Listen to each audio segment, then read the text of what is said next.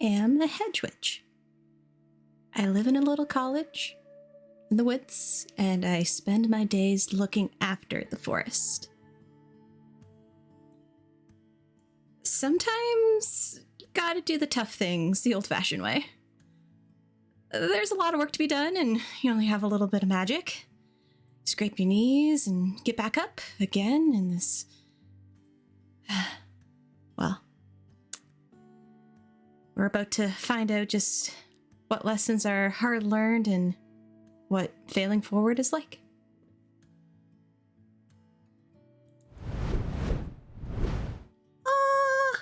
Hi everybody, my fays and fiends, welcome to another solo Tabletop Wednesday.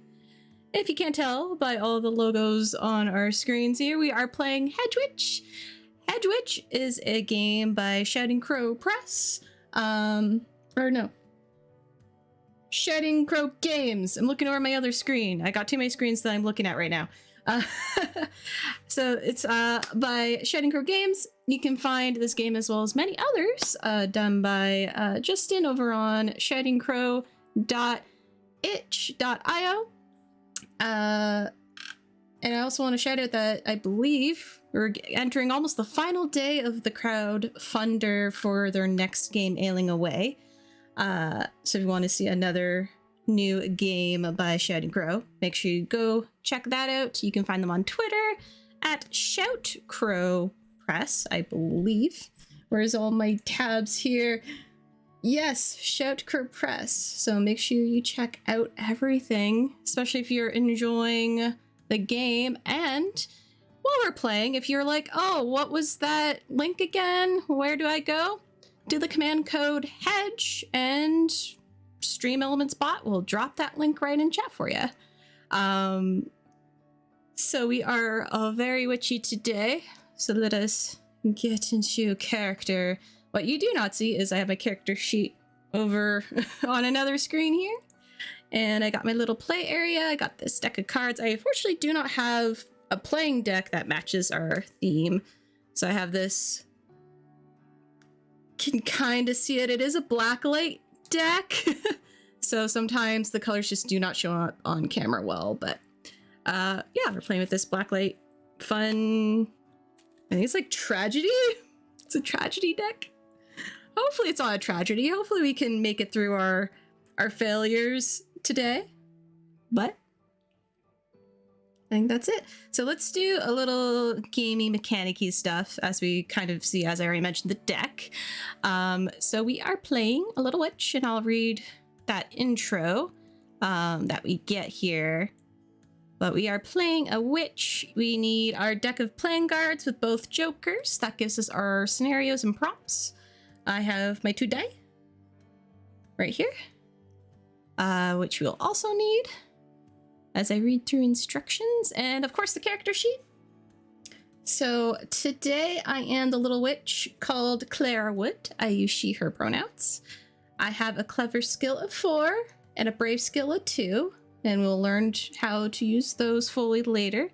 But they are 2 different ways of how we utilize our talents through these scenarios.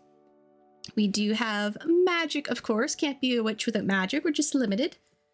So we start with 1 wild magic point, and we can use those points to do magics.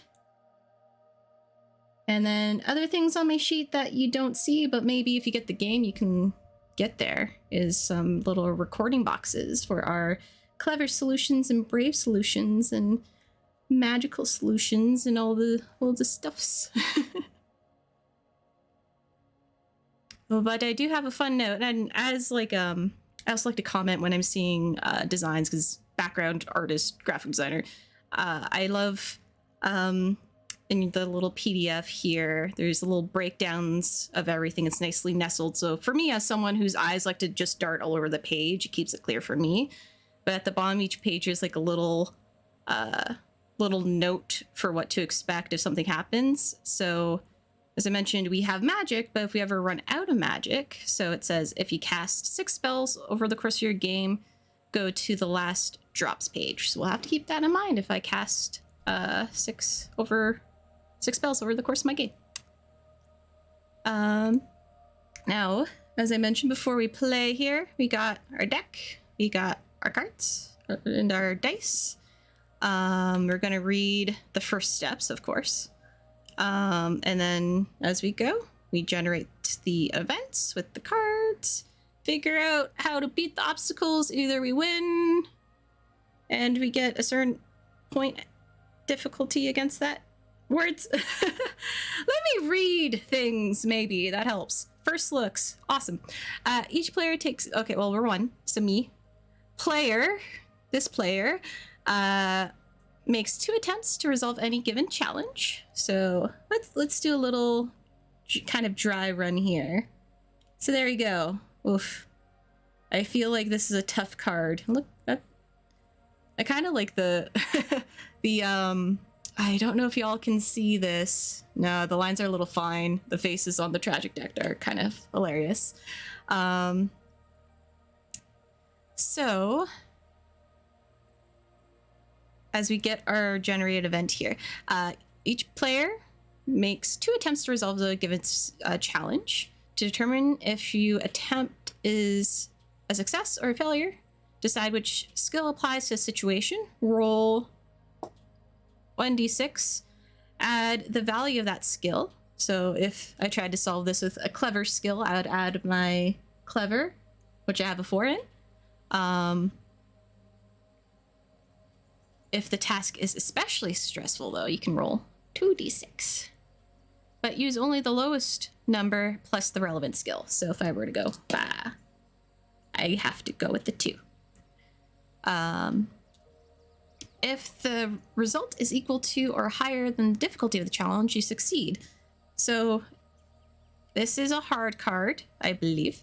I'm not going to go and read the situation. I don't want to know yet. I'm assuming because it's a deck. High in the deck. It's a tough one. Our words: easy, tough, hard. Hard. Am I clear? I hope I'm clear. This is a hard card. It has a rating of 12. I rolled a 2. I would add 4 for my clever skill if perhaps I used a clever skill, but that does not beat the card, so I failed. Boo. And it does say, in the beginning, we will fail often. So, it's okay, though. It does say that. It's okay. We will learn. We will struggle with these events and solve whatever we can as much as we can. And we'll make note on the character sheet. Keep track of all of our cards. Because apparently we'll need them later if we start drawing the jokers. Now enjoy our adventure. Ooh. Okay. So let me shuffle this queen back into the deck. And let's get into our character. So I am Clara Wood. I am a young witch, just coming of adult age, so to speak. And now I have a dear friend. Samantha Hetty has a wolfish smile and raven feathers in her hair. She's the boldest and wisest witch I have ever met. And she's taught me basically everything I know. She couldn't even ask for a better teacher. And it's definitely thanks to her that I just love magic. But it just comes so easy to Samantha. Incredibly easy. And yeah, I can make a potion. I can light a candle. And sure, I can pray to all the deities of the forest for hours on end. But my teacher is always such a level beyond I could ever really imagine. It's like flowers out of season just bloom to surprise her, and that all the animals just seem to approach and speak to her.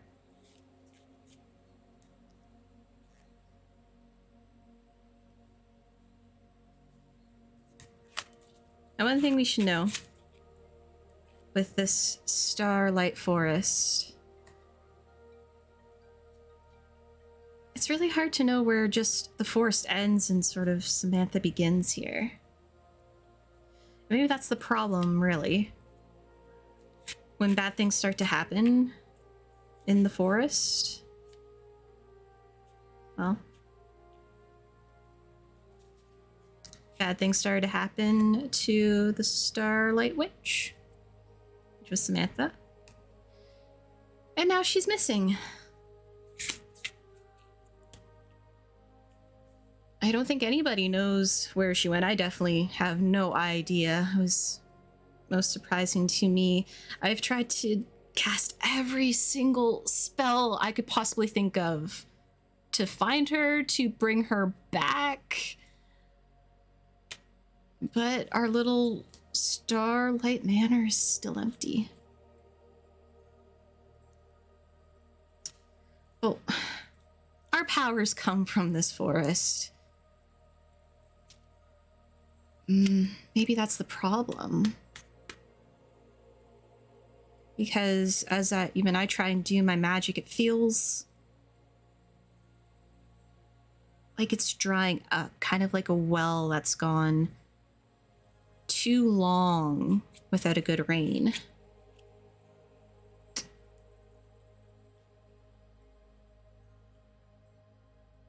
But a thought did come to mind as I recollect the steps of what led up to Samantha's disappearance. Possibly a wish on a fallen star might help.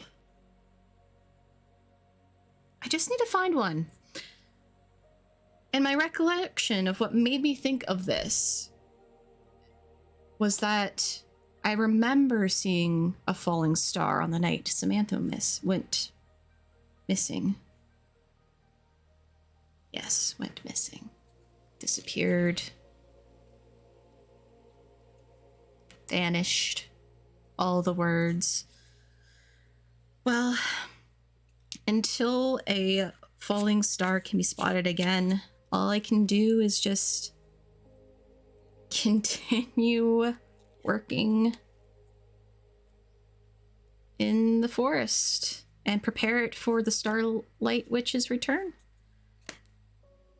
Problems come up all the time that need somebody to help with, and I just gotta start somewhere in hopes that we can keep this magic going. That's going to be difficult without Sam mentoring me through it all.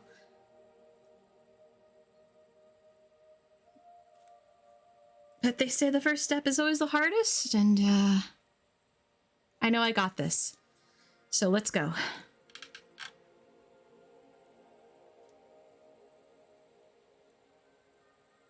So I have shuffled my deck, and now we're going to pull some cards. Aha! Oh, great! The King of Hearts.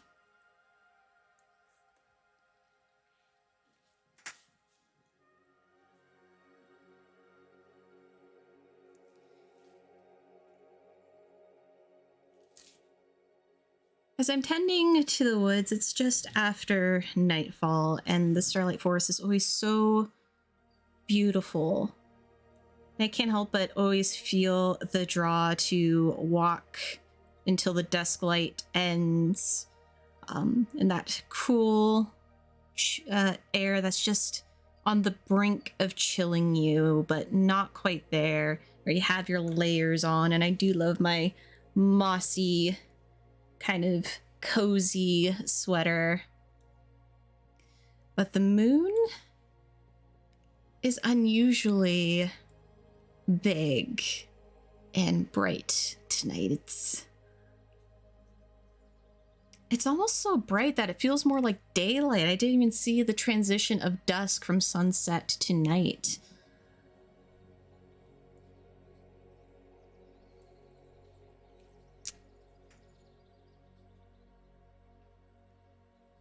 And as I observe this change in the dusk and the dawn, I am noticing that the sun is noticing.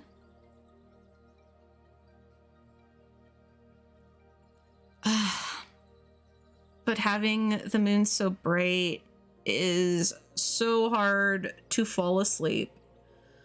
Oh my goodness. Well, I think what I may need to do, maybe a ritual altar by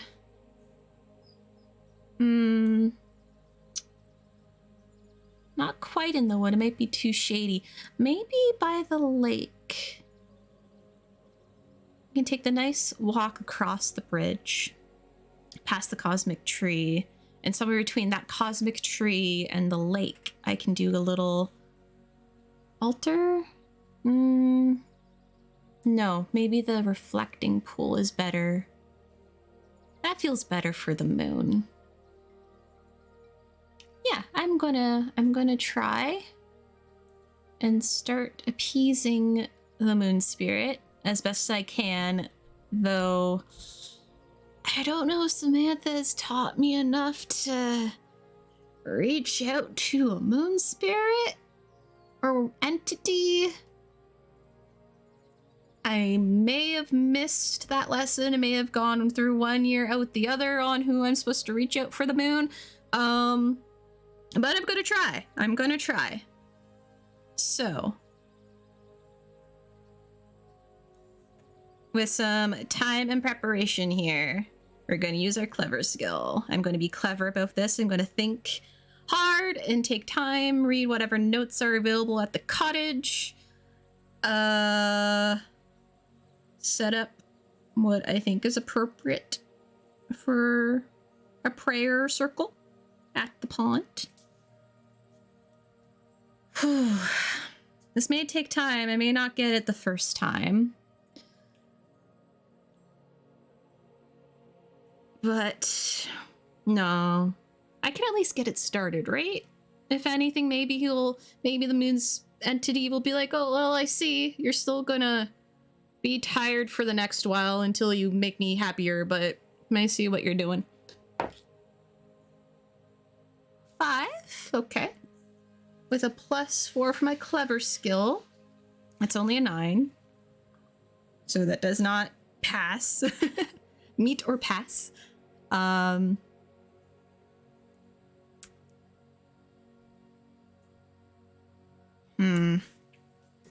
So I set up the little prayer ritual area by the lake, the little pond.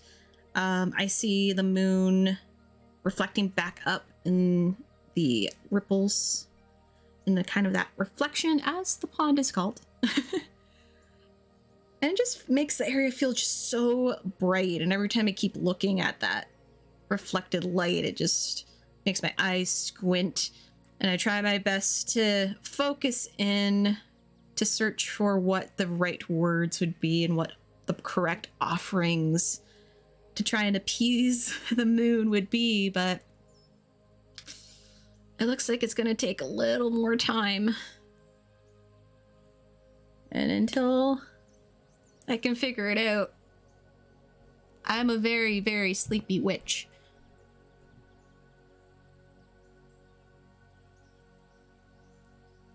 So on my little character sheet, King of Heart.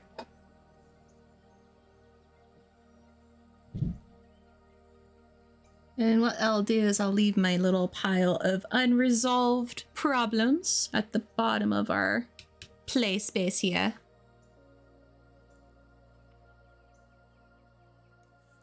All right, well, wasn't as successful with that problem, but there's always new ones we can learn with and build ourselves upon. So let's try our next problem we come across. Okay. Okay, 2 of diamond.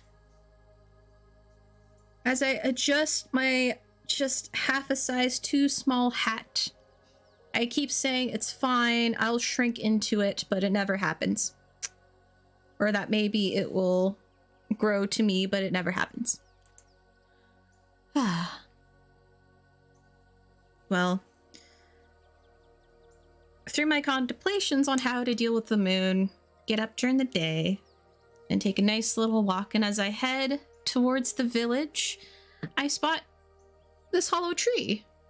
And I'm just seeing these squirrels. The little red squirrels and little black squirrels, and they're running all over and nattering at each other. And I see one pair in particular just at the mouth of this hole that burrows into this hollow tree. And I see these two grabbing onto a rather large acorn, almost unusually large, but they're both little paws onto it, trying to pull.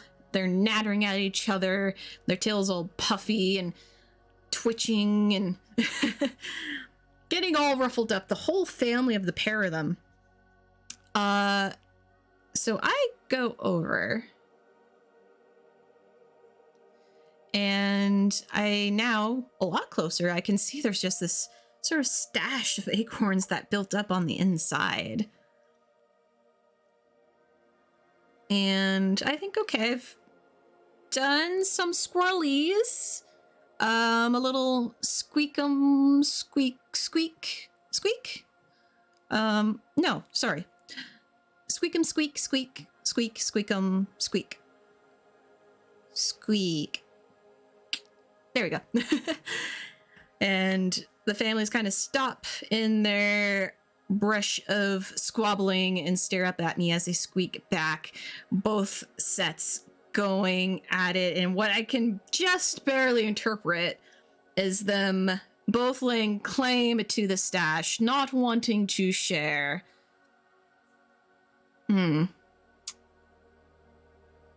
Well, there is plenty of food. They both worked hard. There's always a chance this family may have been attributing to this tree, and I do ask that. And of course, they both are under the impression that no, it was their family that had the tree. The other one wasn't adding to it. It's not their stash at all.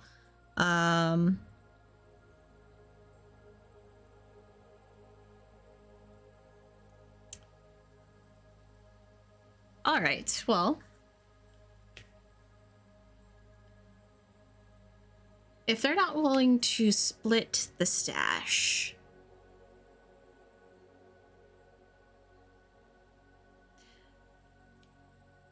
there's gotta be maybe more acorns or maybe some other nuts.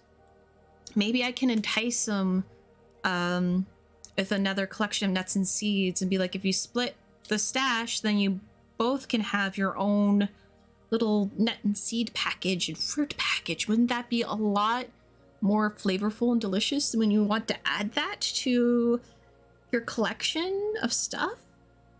Have such good, yummy things for your winter survival? I know I would. I love nuts and berries. Delicious. So, this is an easy one, I believe. So we need a 6 or better. I'm using clever again through my best diplomatic skills. Yes, we rolled a 3, a +4. So that is, wow, 7. That's a 7. Okay. So with an easy success,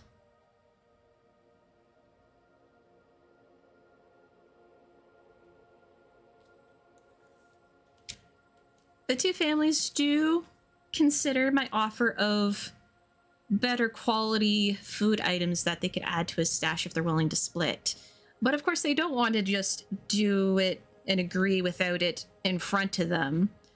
So I go to the village, I buy in bulk just a mixed set of seeds and nuts and dried berries and fruits. And in 2 little satchel bags, I come back and I take another bigger bag with me so I can get half of the acorns to pile in there. And once I show the family that, hey, here's 2 sacks of stuff and there's a lot for both of your families, they seemed rather happy. I go and find another hollow tree, and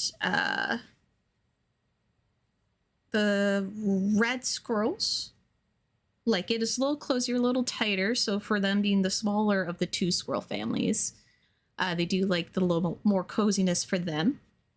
So I help them get situated. I get the other half of the acorns. We managed to split it fairly without them getting too rambunctious about it. They seem very distracted by the new seeds and fruits they're getting, and basically forgot that they split the acorn stash. I did it. Yay. Squirrels are easy though. They're easy to distract and easy to please. And thus, with them being easy to please, they're easy to distract. Squeaky squeaks. Oh wait, scratch that. No, it's squeaky squeakum squeaks. There we go. So yay, we did that one. Let's put this in a done pile. There, done pile will be down. So we got one clever solution. But it was very easy to do, and I do not feel a swirl of magic out of this. AKA no wild points. It was a good day. And of course, seeing the squirrels fighting,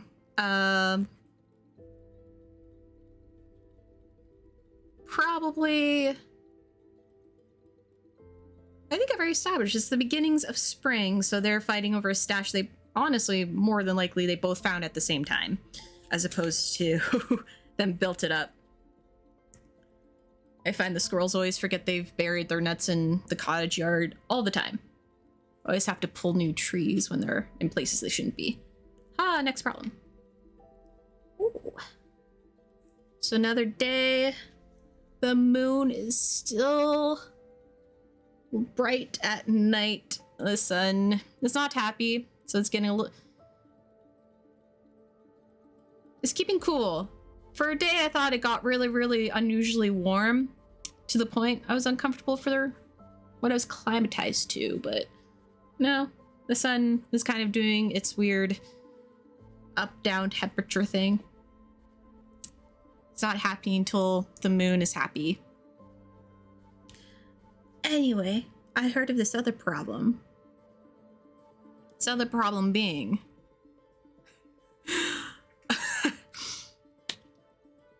on a morning run to the village, I was out of coffee back at the cottage. Need my morning coffee. It's my special inner magic that wakes me up. So I go to town and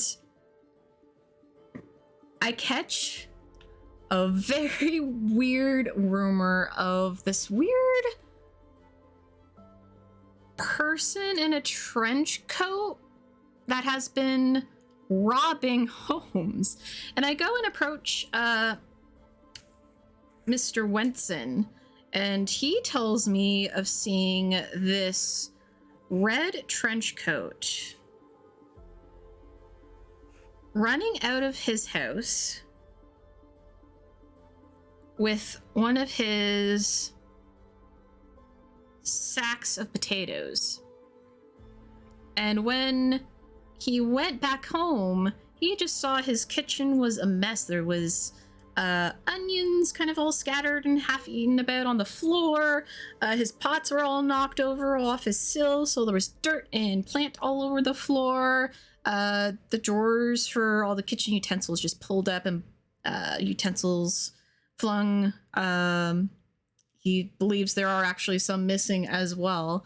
One of the other townsfolks, Sarah Clayton,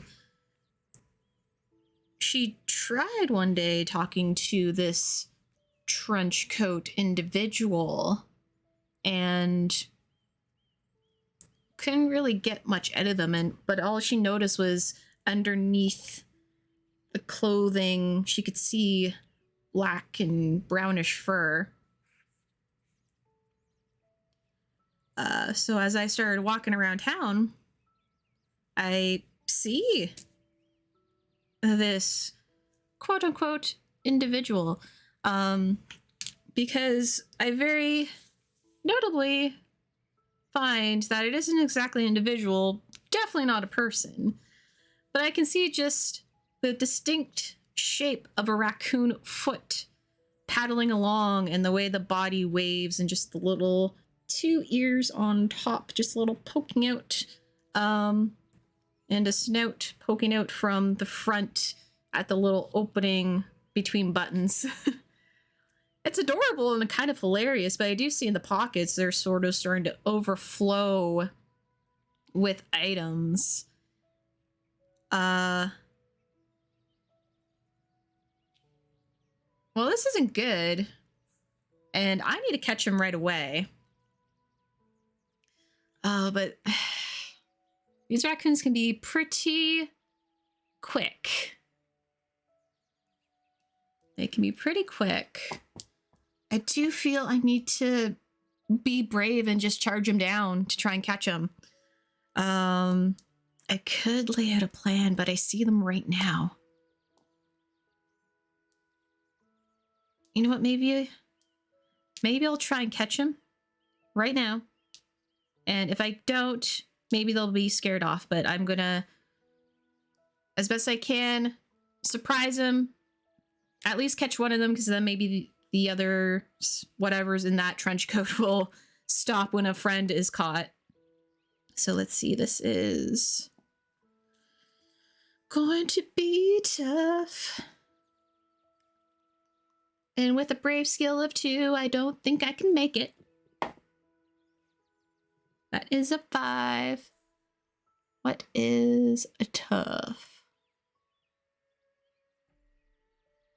9. No.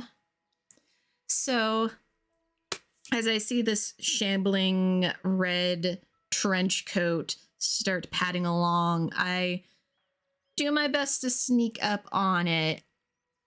But at some point, my foot stepped on a twig and made a snap.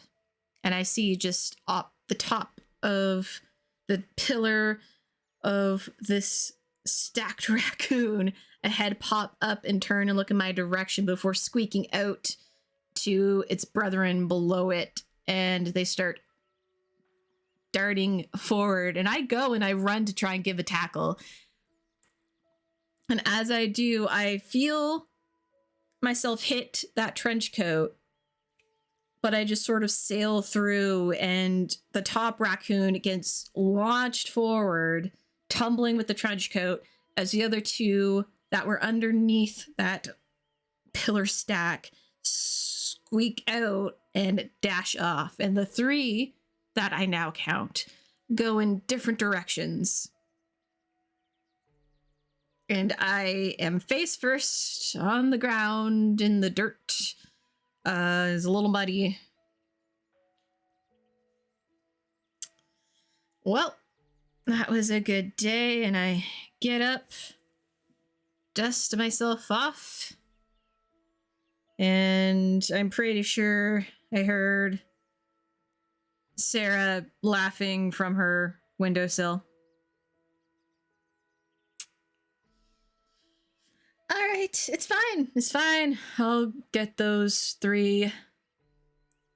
They're going to be a problem for a little bit. But I will get them. Next time,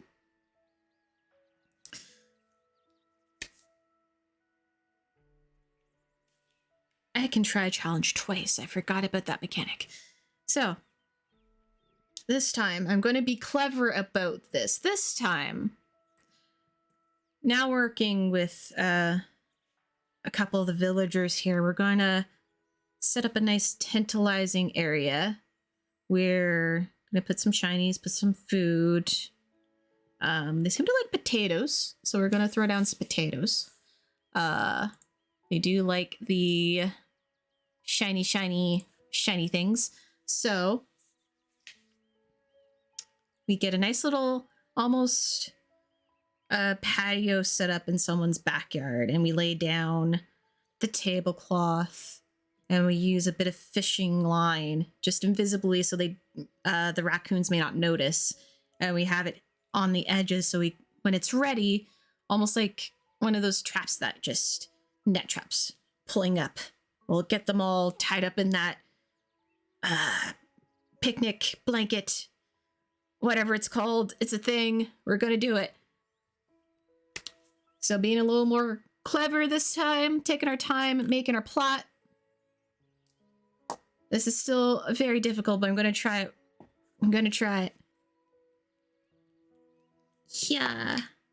That was a long roll away, and it's a 2. Got a clever 4. That's a 6. What did I say the skill was? 9.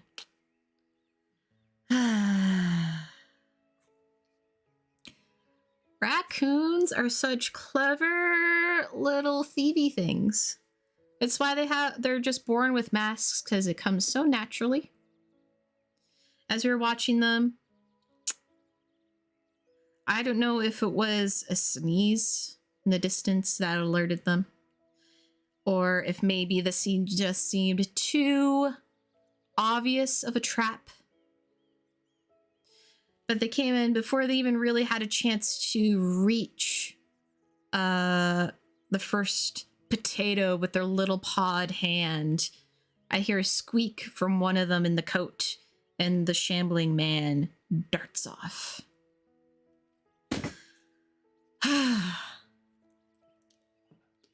All right. All right, just another problem to add to my list.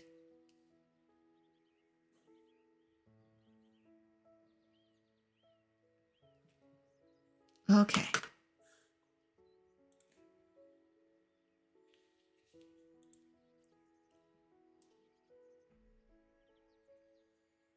Moon, stop being so bright at night. Please. 6 of clubs.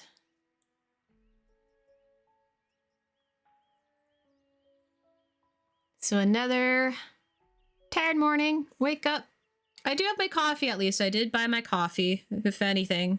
I wasn't going to let the raccoon trench coat problem keep me from my coffee, especially with the current moon situation.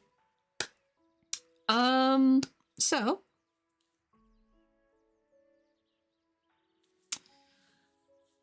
I was foraging around the wood, going across the bridge, my usual sort of path that I try and circulate. When I heard kind of a little rumbling amongst the smaller critters of the wood, that the deer mice have started to turn a briar, like from the briar patch, turn thorns into spears and make armor out of acorn. And the owls are wanting to parlay. It is an odd situation. Like, I don't blame the deer mice. I mean, who wants to be prey? But also the owls are carnivores, and, you know, the chain of that is developed by nature.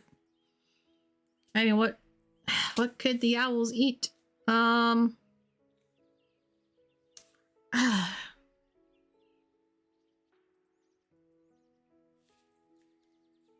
always feel so awkward when these situations arise amongst the animals when it comes to prey and predator.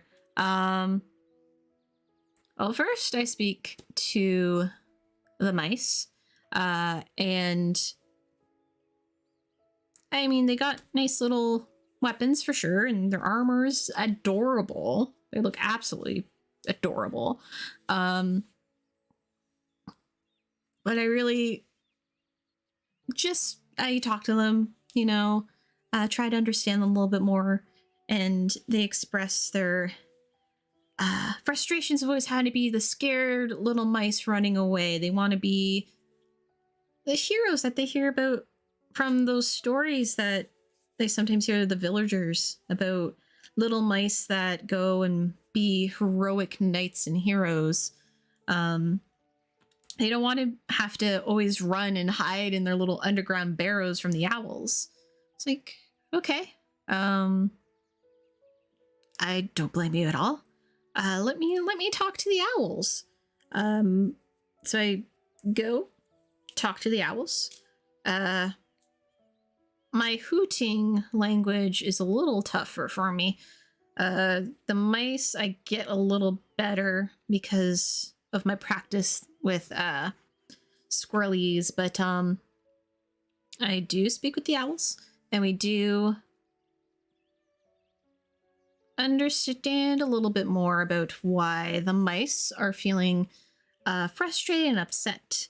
But of course, the owls make good points on what else are they going to eat. There's going to be another animal that they'll eat, but then what if they get upset and then they arm themselves? And then it gets to a point where owls no longer have anything they can eat. True. But can you blame any animal for wanting to defend themselves? I mean, I'm a person and people arm and defend themselves. Oh, that brings me on a really weird tangent.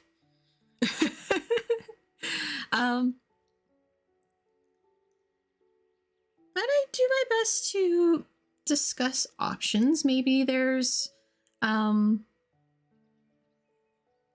other substitutes for a meal plan for the owls. Maybe, well,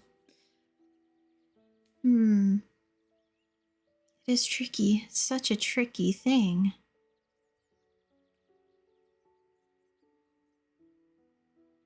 Because mice want to fight to survive. They want to survive and they want to fight, and I don't blame them for it.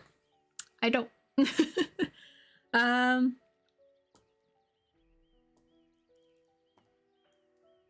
Maybe I can ask some woodland spirits to help me create this parlay between the owl and the mice, because I feel like a human, as much as I am a witch in training and doing my best to work with nature and find those solutions, I would feel like such a hypocrite as a human, in a way. So taking my time, learning from both sides, maybe imploring some third-party intervention or mediary, we can try and solve this. So clever, I'm gonna be clever. And we'll see. We'll see what happens.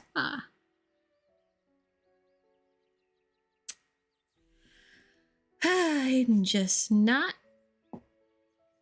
having a good time solving these problems. I mean, this is the first time I'm without Samantha. She was far better at animal problems. I mean, they liked her. It was like, if they came with her about this kind of issue, it would have been like, okay, we'll go back to the nature of things. I can reach the forest spirits. They said, nah, you got it. Your problem. Their problem. Sorted out. Path of nature, so it were. And I say, okay. So I try and bring one of the owls. That tends to be more the head of the group, and one of the mice. And I try and talk it out with them. The owl keeps saying, but we need food. And the mice are our food. And the deer mice are like, well, we don't want to be your food. And we'll prick you with a thorn if you try. We have every right to defend themselves.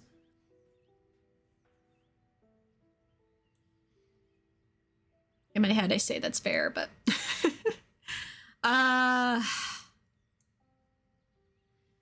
Well, the arguments just kept going in circles in the same pattern. And I say, all right, well, let's take a break for today. Let's wait for maybe some further thoughts into this. Maybe if we sleep on it, we might come up with a better solution tomorrow. I need to think about the morality and ethics and philosophy about this. Maybe Samantha has some books I can read. It's another one. Okay. The list grows, but this is fine. As I drink my third cup for the day. Which, hey, hydration, remember to drink your water. There we go. Ah. Oh, my problems are so tough. Such tough problems.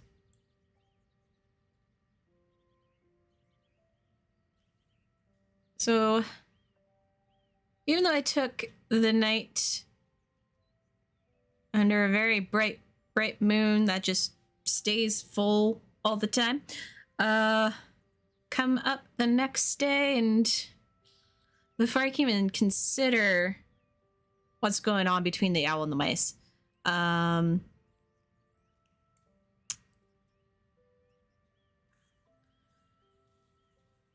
find on my walk there's been just a really high buzz.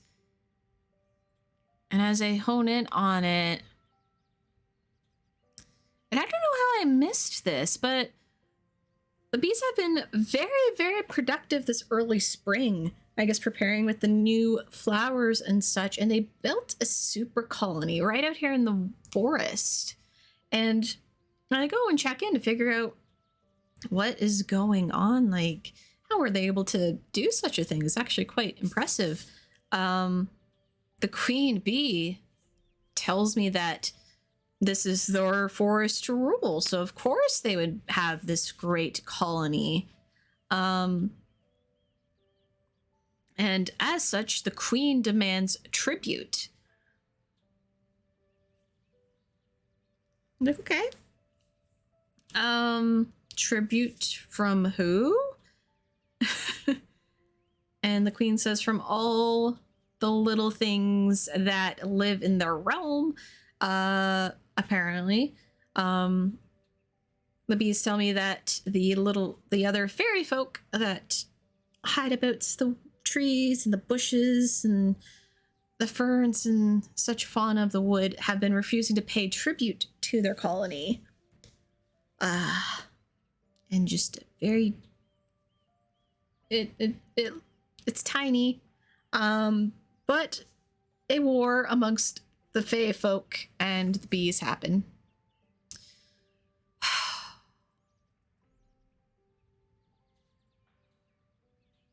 Well, what I do remember from my studies is the importance of fairy folk to bees, because the fairy folk help grow the flowers. And without flowers, the bees won't be able to have their hives and make their honey and their cones to help protect the hive. And without protection of the hive, well, they have no place to really live. And if they have no place to live, then come winter, they have no place to keep themselves alive and warm and hibernate. And when they don't have that, that's a problem. So I start devising my arguments to try and broker peace amongst the fae folk and the bees.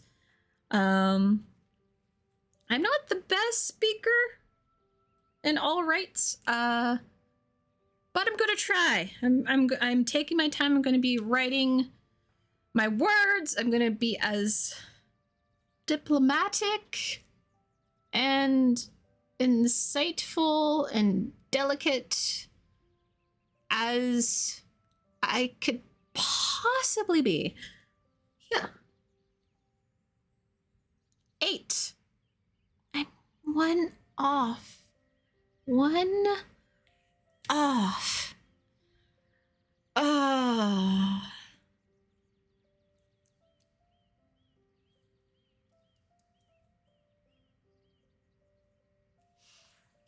Hold on. I'm going over mechanics again. Because Reading. If a task is especially stressful, roll 2d6, but use only the lowest. Okay, that doesn't help me. No. No. So I try my best to broker peace amongst my little critters and fae folk, but the queen is very, very stubborn. In fact, she ended up demanding planting of flowers from me. And I was like, okay. If I do that, would you make peace?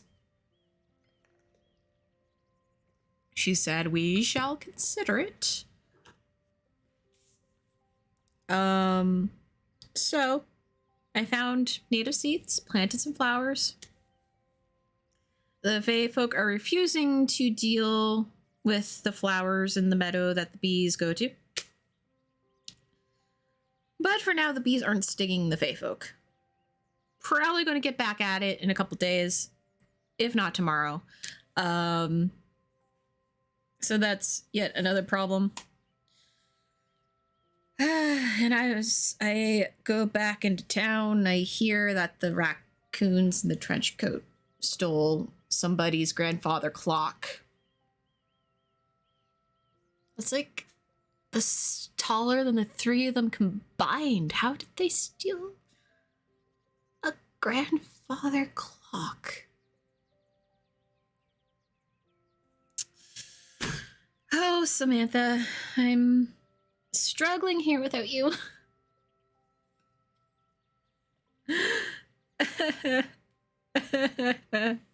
A 10 of clubs. Okay.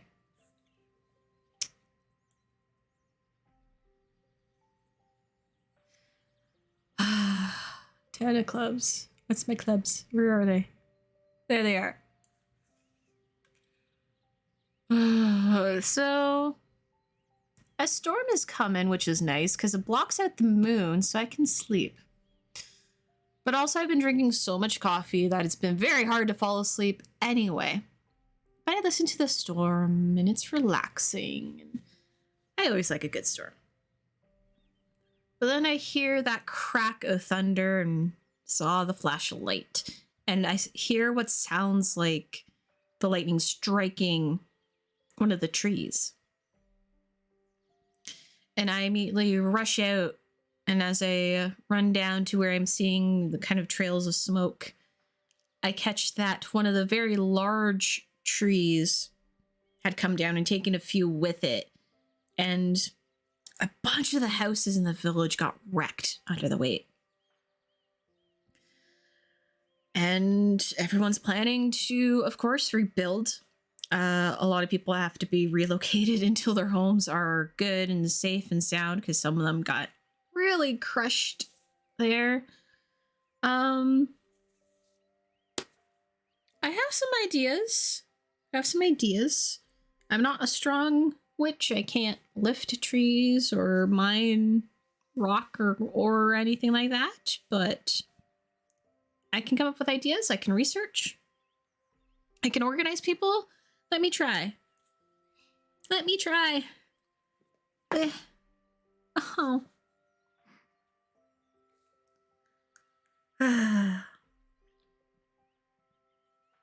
And when I try to make the suggestions, like, let's chop up the trees and use that wood because, the tree's already down. Villagers kind of just nod along with it, but not seemingly taking my words in. And I hear some of them saying missing Samantha, which I am definitely missing Samantha. Some of them reminiscing about how Samantha would have completely rerouted back up the trees and using vines of plants just restructure the homes, and that's beyond my skill level. And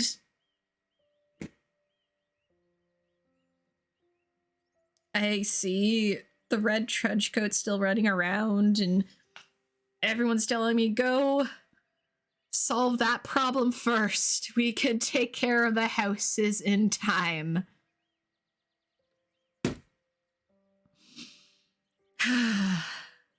I go grab my 6th coffee for the day.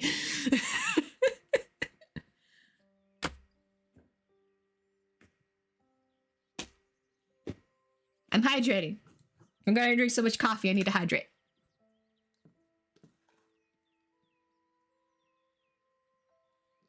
Oh, we got so many growing opportunities happening here. All right. All right. It's fine. This is part of learning. I am a witch in training without her mentor. We're going to get this. It's going to happen. We're going to be great. It's going to be fantastic. Oh. Yes. So trying to not drink as much coffee. I get some sleep. And I get up. And as I go for my usual walk to check in on things, I see a very plump but very tired looking bear who is just surrounded, you know, I see like all this wet of mud and, you know, water all about him. And I give him probably more the smell.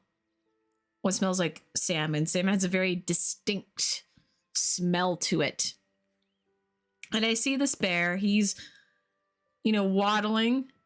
And I'm just thinking, you know, it's just, you know, spring. How are you already this rotund? You're like a plush bear.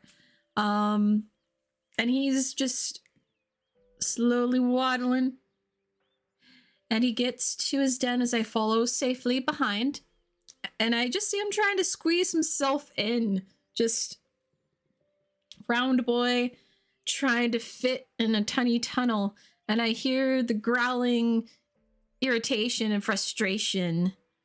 And I see some of the little critters, you know, popped up ears of a bunny before it dashes off, and the worried natterings of a nearby fox as they run off.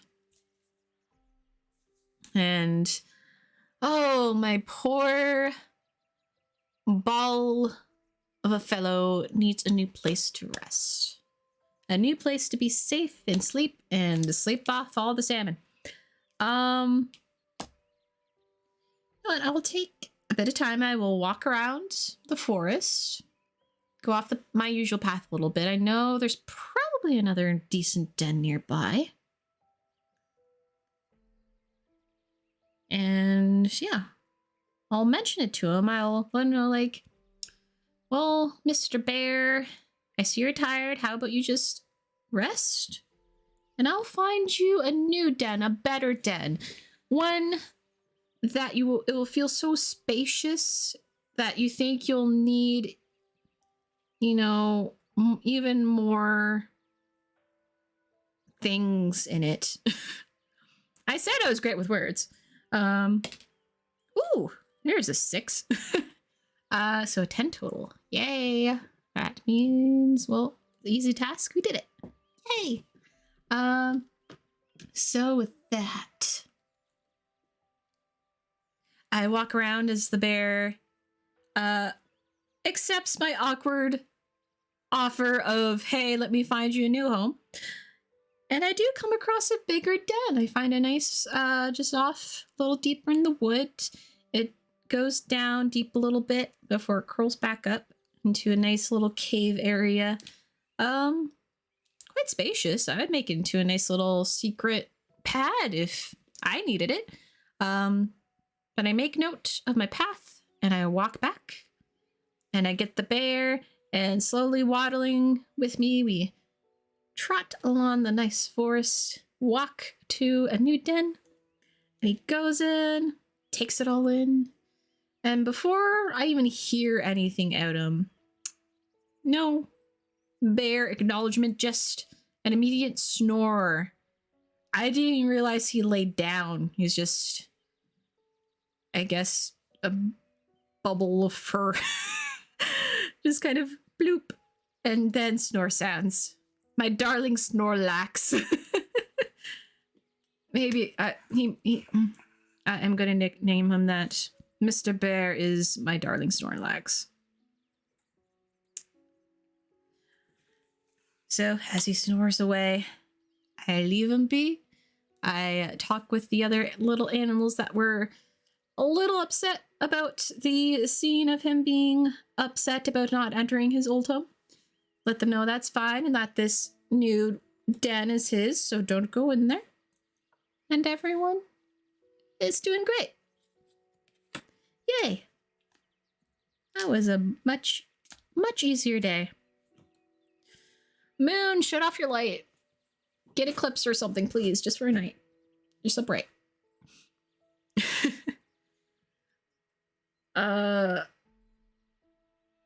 I think the bees and fays are back at it again, too.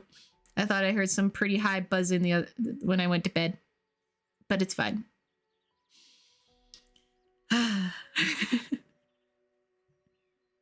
All right. 6 of spades.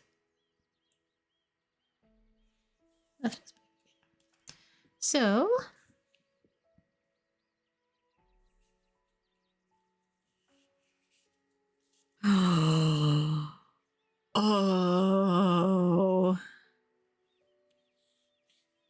so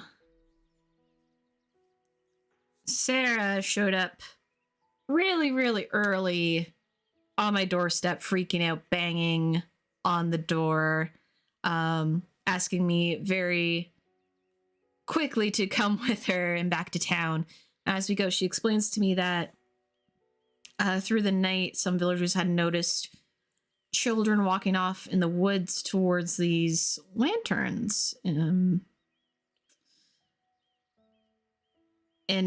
of course, the parents are freaking out. They go and try and get their kids. But some kids would be okay and come back. But other kids, like Tommy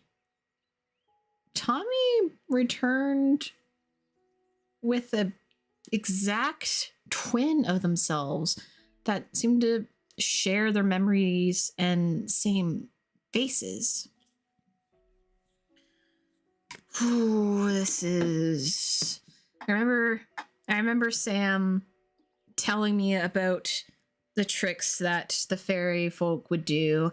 And of course, probably with how I handled the bee situation by not really handling the bee situation, the fae folk may very well be upset and wanting to be mischievous, maybe infiltrate town. Who knows? But Samantha said that as my recollections, because some of those stories get a little weird and creepy, that sometimes the fae folk will do this and look like children, especially changeling kinds. There is a trick to knowing who is the real child and who is the changeling. So, let's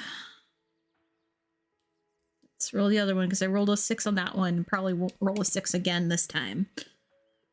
So I think I need a 9. Using clever. So I need a 5. I need a 5.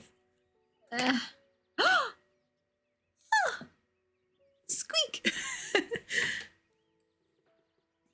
Okay. So I ask to go see the kids that have their twins. These random new twins that show up with them. And as they gather around, everyone's sort of panicking. I know they don't have a lot of confidence in me right now. But as I'm looking over the kids, I'm watching, I'm waiting for that flicker of change in them as I'm asking them questions. Like, Tommy, what's your favorite color? Red, what's your favorite toy? The fire truck. What's your favorite food? apple blossom dessert. And as I'm asking all these questions, I'm watching their faces and watching the mannerisms. And I see a slight color shimmer in the eyes of one, and I say, "Ha! You're not Tommy." And that one gives a confused head tilt. And I say, "Tommy is not your name. No name is for you, Tommy. Your name to woods you are, and changeling woods you go." We like to speak in really weird ways with the Fae folk, and they did understand me quite naturally as a Fae folk, as they kind of pout, kick at the ground before they get a naturally long grin back on their face as they dash off into the woods, giggling, and dissipate into the shadows. I was clever this day, and my memory of the Fae folk have won it. And this is a very tough task, so I get a wild point. Yay, magic. Aha. I know I was playing these face down, so let me just make sure I have them marked appropriately in my character journal. Which, if you want to look at the character journal, make sure you get this game, Hedge Witch. You can use command code HEDGE here on Twitch. Or if you're watching this as a VOD on YouTube, in the About section down below. That's your reminder. As I doodle in my character sheet. Aha. Alright, I'm feeling good. That felt good. That was a tough job, but my learning skills have aided me. And we are going to get this. We're going to solve the problems. We're going to, once I just manage to connect with more magic, just seep it up, whatever's left in the woods here. I'm going to solve that moon. You're going to stop being bright. I'm going to stop the bees from being controlling monarchies. I'm gonna stop those dastardly raccoons. They stole someone's entire antique china set today.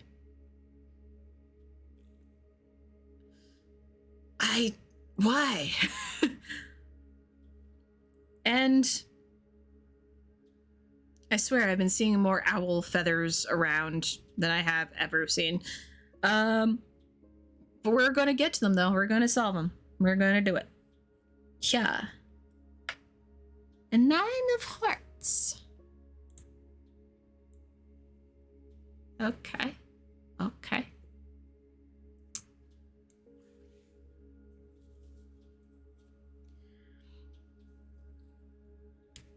So with that one storm that brought down the buildings, which they're still being repaired, there's been difficulty. It's been hard to get the trees chopped up. But there's been a lot of rainfall. It's been leaving the road that goes through the forest kind of muddy. There's been a bit of upheaval of some of the tree roots breaking up as the dead trees are falling over. So the people of the village have been trying to create a better road and a cleaner path.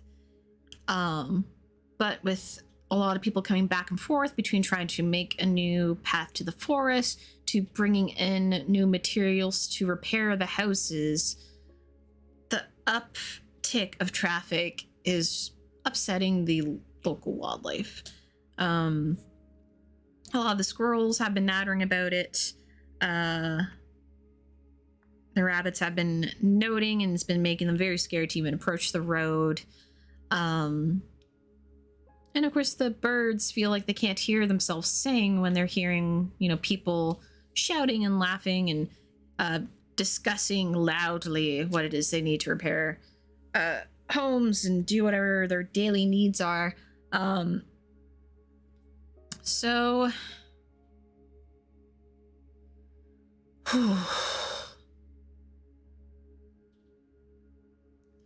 Well, I'm not really a road repairer person. Well, maybe... I mean, some of the animals like to use the path too. What if we can find a nice path was already created by the deer? It should have pretty solid footing. Maybe that can be the new path through the woods so that people aren't just cutting on through the trees in the thickets trying to just make a path out of nothing. Maybe we'll try and pitch that. Between the animals and the villagers, maybe we can find a solution here. This is another clever, which this card is a 4. That's a 1. So that's total 5, which does not meet or beat the challenge rating. So I'm trying hard to find any alternative path. I guess along this particular forest trail, the deer haven't really been coming by yet this spring, so there's not much of a trail that I could utilize from them. And I try to tell the villagers, hey, can you maybe not be so loud from when you go through the woods? Kind of disturbing the animals a little bit. Maybe I wasn't as forward as I should be. Maybe I need to be a little more aggressive about it. Maybe I need to stop trying to be a diplomat and just be like, hey, don't. Samantha was better at it. It's like when she said something, everyone was like, yes, Starlight Witch. We got you. We understand. We won't do it. Or we will do it. Whatever the suggestion was. Well, I'll keep walking this road and see what more I can do and maybe convince people to not be so loud and disturbing everything. All right.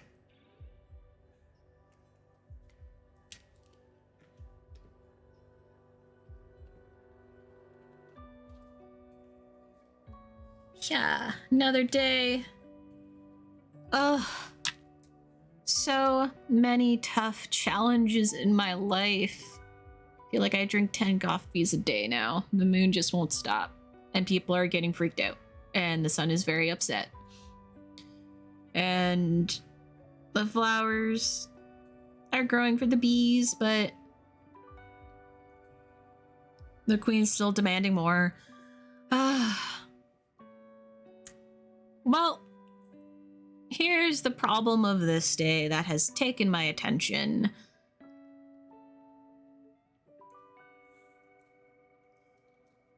I am doing a nice walk as usual, trying to think about options. I'm visiting my little ritual path again to the moon. Anything I can do, just tell me. And as I go to the cosmic tree and I'm trying to just pray for anything, I take notice of these spiders. They are crawling around the tree and are making webs. Very, very beautiful webs. And as I approach them and ask them what's up, they tell me they're in a competition. They're going to see who can weave the largest webs. As I kind of watch, I'm realizing their webs are getting to the point of they're big enough to catch people and large animals in them. I'd be worried if it got to the point that they could catch our darling Snorlax.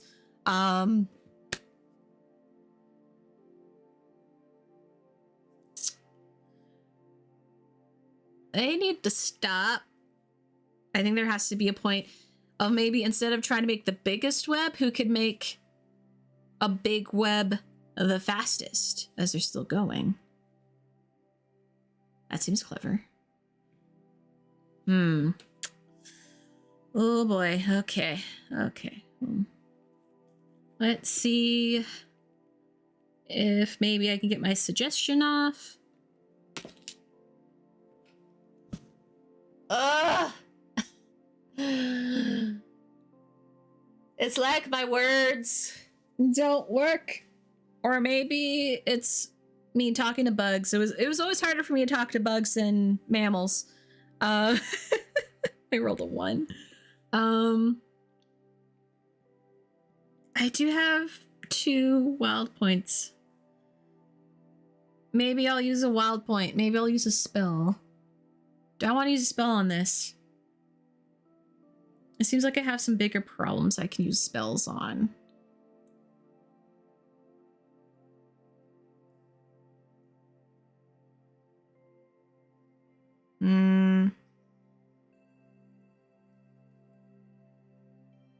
No, because the problem with this one is they're going to keep getting bigger. They're going to catch people. And then people are going to get stuck.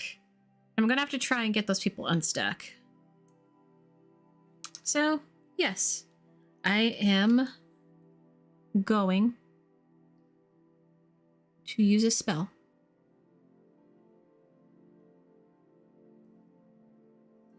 Wait, let me read about this first, because we haven't used magic yet. So,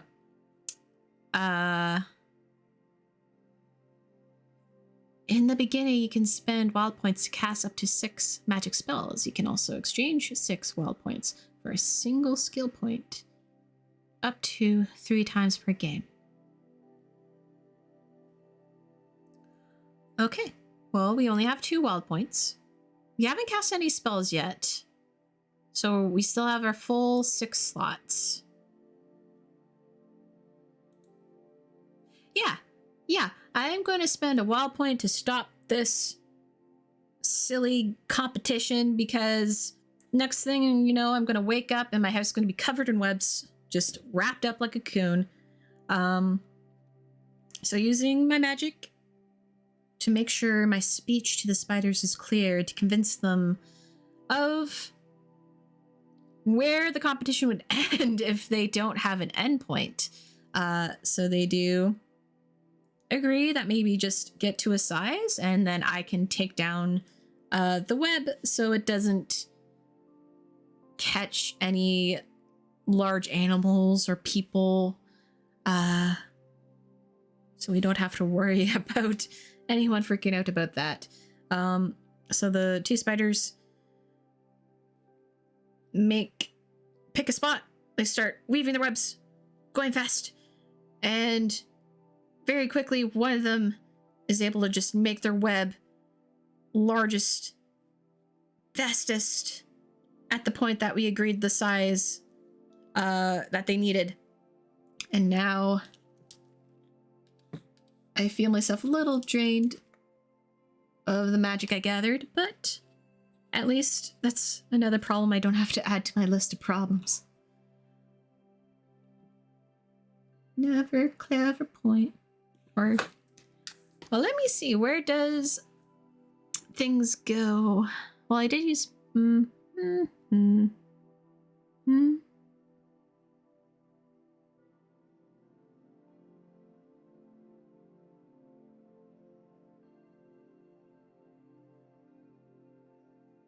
I will mark it down here that it was 7. There we go. Okay. Yay! Used a bit of magic this time. I'm gonna get you, Moon. I do have another wild point, but I don't want to use it yet. I'm gonna get you. Alright. Yeah. A much easier problem.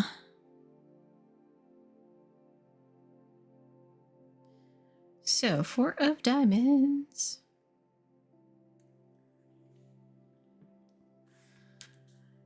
So for the longest time, I thought maybe it was just, you know, because we've been going through spring. As we said, it's been rainy. I mean, we got the road that I still have to figure out. It's been wet. And I've been feeling like all the times I've gone out and done my walks trying to solve the problems, My feet have always been feeling very unwet. And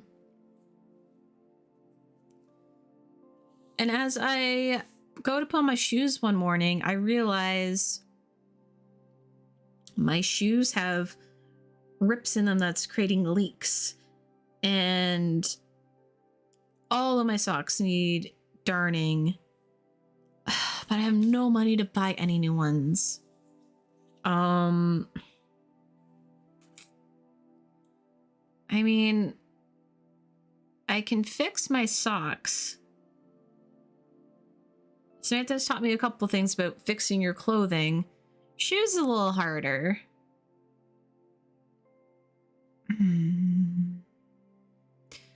What can I do?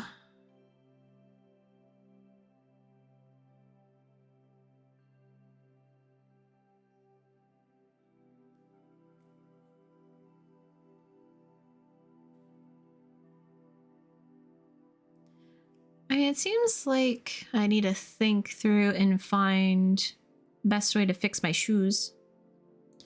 So maybe a clever way to to fix this solution, this very personal task of my poor leaky shoes. Probably, I think I have some tree gum. That could probably fill in the little broken seams. I could stitch them up, try and stitch them up with some leather, like a leather needle and twine, and stitch them up a bit. Put in the tree gum, and maybe that will seal it up. It'll be good for now, until I can actually earn some money for some new shoes. Or until I can learn to make better shoes. Bah. Really? Really?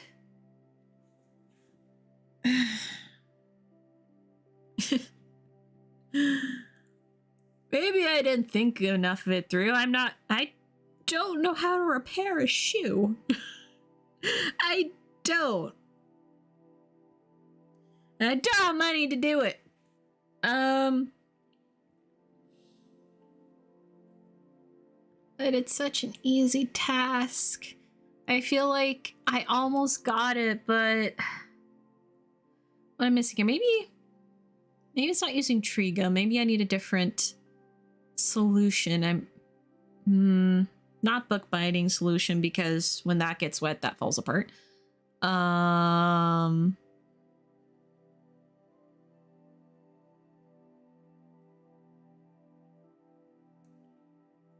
You know what? I am just gonna force myself through this, and pure frustration of just not being able to fix my goddamn shoe. I am tired from the moon being the brightest nightlight ever in the life of nightlights. And I wake up to buzzing bees, and the owls are hooting at night out of frustration. I'm gonna brute force fix my shoes. I don't care. Ha! That's the exact same result of a 5.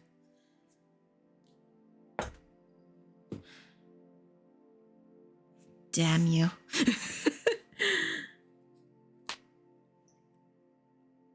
So, my shoes are even more leaky than they were before, as I try to hammer in the loose leather into the sole of the shoe, and it's just ridiculous. I don't know what I was thinking. It's a thing. And now I have the ugliest boots in the world.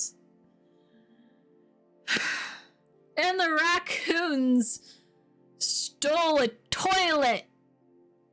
What do they need a toilet for? Ah!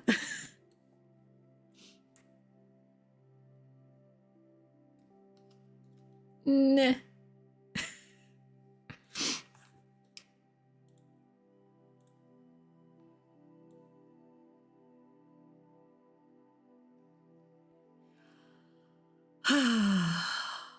Okay.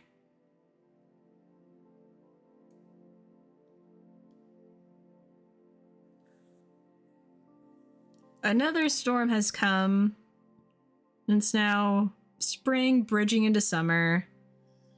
Some problems still not resolved. They come in and out. But as I go on my walk, I smell first like a burning like wood smell.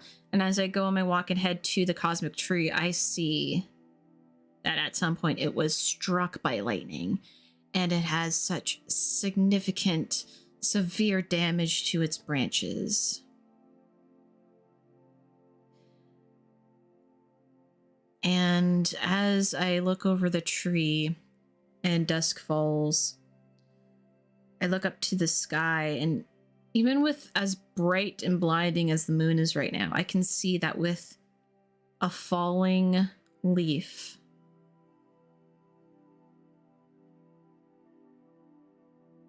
a tree blinks, or a star blinks out.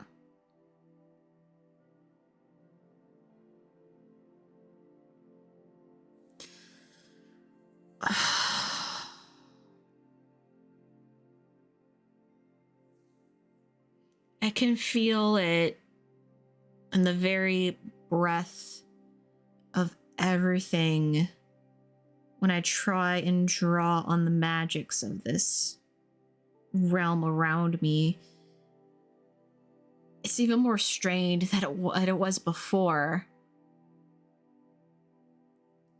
And I go, and this is one where I know, like, I need to solve this right now, and I try and go and use my magic, and I realize I just don't have enough of it to help.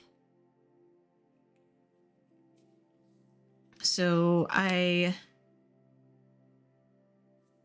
try and figure out ointments and all the things that Samantha's taught me to mend the typical trees. I don't know if it will help our magic tree, though. And I feel like I just may not be clever enough to do this, but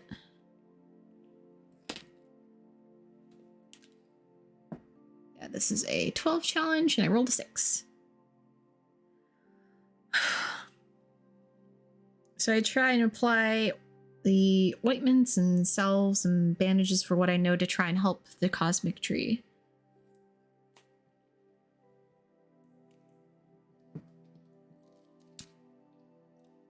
But I still feel that almost slightly severed disconnect of magic. And that if I try and use any magic until I can help the tree, it's gonna be a lot more trying.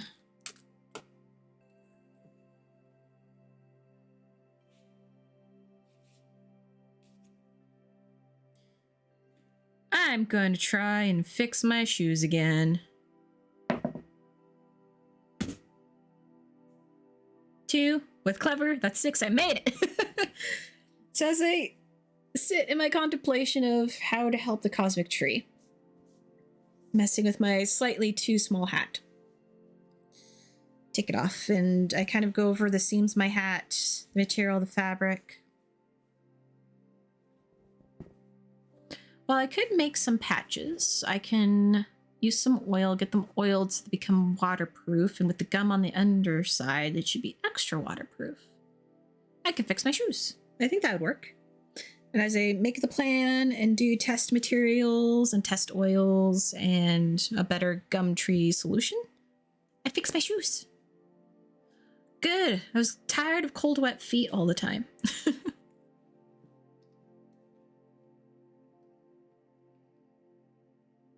Easy solution.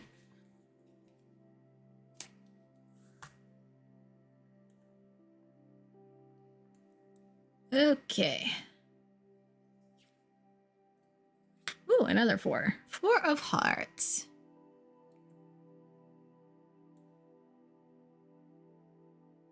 Four of hearts.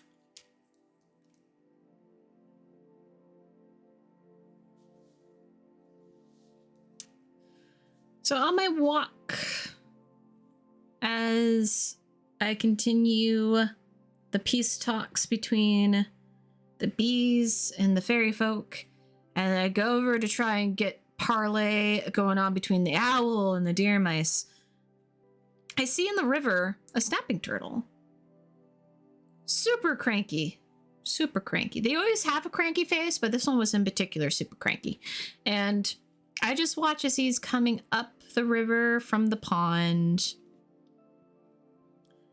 And he seems very determined to get somewhere. So I approach the riverside and I start talking to him. I learned that his name is Frank. He's Frank the snapping turtle. And I ask Frank, you know, like, oh, what's the rush? Where are you going? And he says, well, he's got this whole waters all around here to defend, and he's the only turtle who can. The one turtle army. He's got to do it. But the travel time between river and the pond is just so exhausting.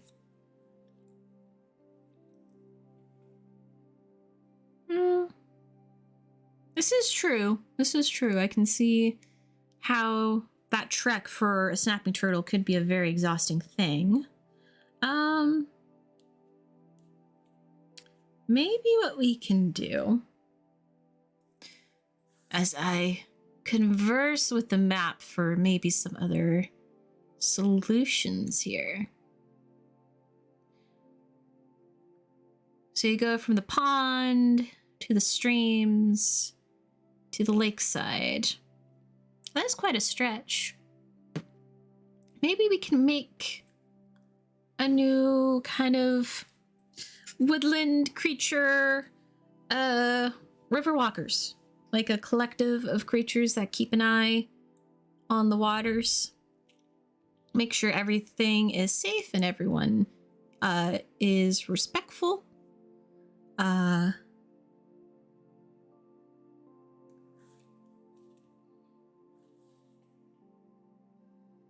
was thinking I could maybe use a spell to make the snapping turtle faster, but I don't have enough magic at this point.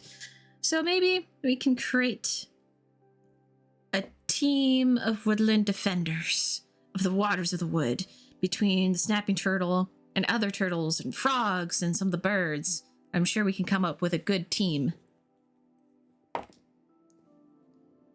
4 plus clever skill is 4, which means it's a pass because it's easy.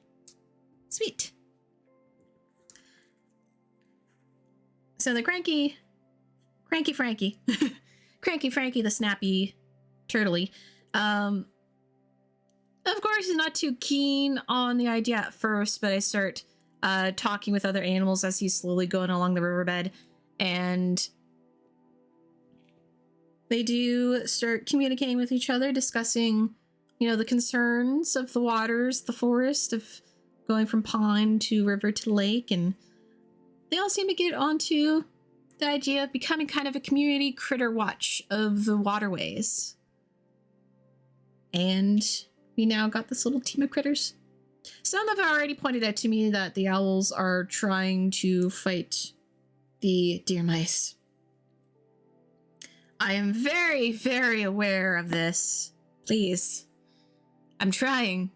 I've talked to them several times and I just can't. I mean, the mice are in the right to defend themselves, but also I understand where the owls are coming from. It's a hard situation. I'm trying. But we now got our river watch.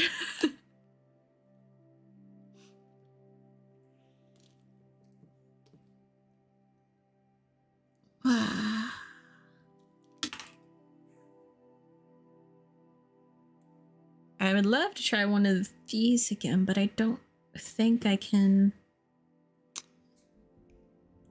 get high enough. Well, I definitely can't get high enough for hard. This one's hard. And this one's hard. Maybe I can revisit a tough. Let me revisit the road. No. Let me revisit the raccoons. They have been a massive menace. stealing random things, and they just stole a couch the other day. How they stole a couch, I do not know. So they have a couch, a grandfather clock, and a toilet amongst all the other things they've been stealing. But those are the ones that are the most ridiculous. And they need to be stopped. So, what card was the raccoons again? Was it? Nope. No, that's river.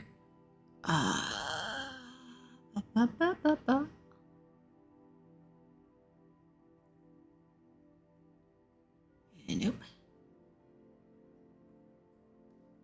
Well, I'll pull the card when I remember which one it is, but we're going to try and solve this. We're going to keep being clever. I believe I need a 5 or a 6 to do this. Yeah. God damn it.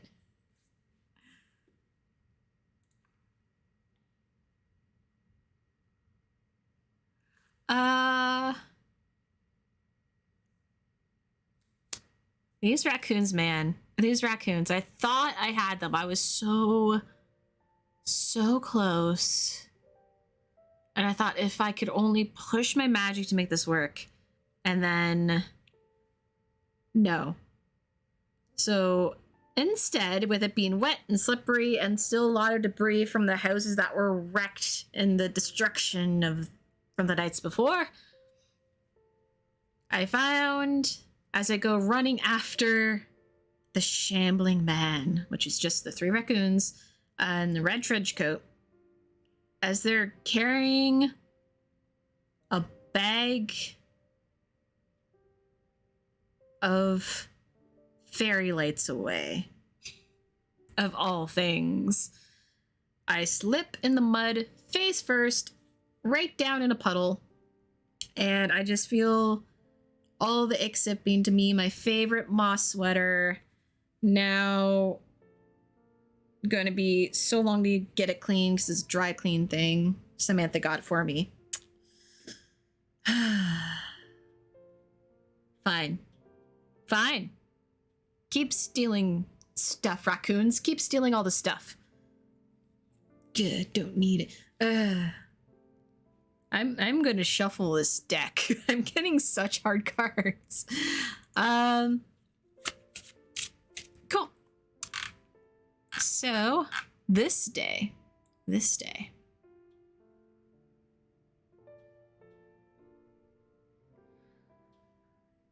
a 10.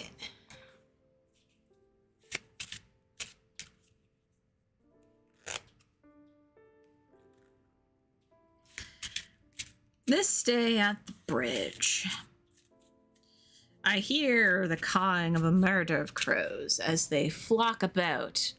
And as I come to cross, they caw at me, demanding that I give them treats. And they will warn of oncoming predators. I mean, generally, I'm okay. And I say that. And they're like, all right. But I do find out that they've been doing this to other animals, and some of the other animals are just... they can't keep giving them food. They don't have the food to give the crows, because some of them just can't require the food fast enough, or they only find enough for them to eat for the day. So I gotta find a solution to deal with these crows. Cool. All right, I got this. I can do this. Not that I've been a good diplomat at all in the past several months. I'm pretty sure the beehive is now as big as my house right now. But anyway, I'm gonna try and talk to these crows. I haven't talked to them. I'm gonna try and talk to them. We're gonna try and solve some things. Let me... do I want to keep using these die? I feel like I haven't been passing enough of the tough ones. I'm going to switch up my dice. I'm going to do it. I'm going to switch it out. We're going to do those 2. Okay. get these aside. Alright, let us try and be clever here. What can we do to get these crows to stop extorting the animals? Yes!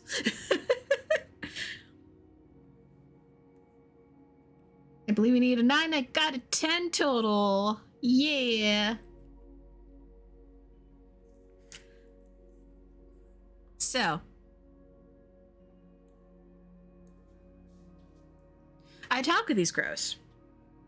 And I already tell them, well, just the other day I put together the River Watchers, a little brigade of animals that's already watching this very river that you are perching on. And you're going to try and extort the other little animals? I mean, the mice are fighting for their lives right now against the owls, and how can you demand food of them in times of war? That's so cruel to do to your fellow people, your fellow critters of the wood. And I start going on to this little tirade of making them basically guilt trip them and tell them, you know what? I get it, you are also hungry, maybe you're also desperate. But you don't need to make demands of food in exchange of warning critters of potential predators coming. All you need is some trinkets to trade, and we will set up a trade of trinket for food, and everyone will be happy. So after, between the guilt tripping and the idea of trading found trinkets for food, I work with the crows. We get, we end up finding some heirlooms for some of the villagers, which was nice. So we start doing that exchange, and at least the flock is happy, and now animals aren't struggling to give them food while keeping food for themselves. That is a tough challenge, so I got a wild point for that. And immediately I'm going to fix a problem. We're going to fix this problem. Feeling a surge of magic, just a little bit of magic coming back in. I go back to the cosmic tree that night, and with more materials at hand and salves to use on the scorched markings of the tree, refreshed my research and memories of ritual to bring in the magic to help heal the tree. I use 2 wild points. I do a magical solution to solve our ace. And I focus in and I push hard, reaching down, feeling the connection through my feet into the earth and feeling every breath of earth and surrounding tree and the waters. And I can hear the bend and cracking of wood and branch. And as I open my eyes and look up, I can see the glitter and glow. A soft green healing magics stitch up those scorched open wounds, and seeing the ash and burnt ember, kind of charcoal bits of the tree bark peel off as new growth takes its place. And I see new leaves filter in and open up. And as I look past the trees to the sky, I see blips of stars coming back in the places that they were meant to be. Whew. That was a very concerning problem if I wanted to keep using magic for sure. But at least that's a problem done.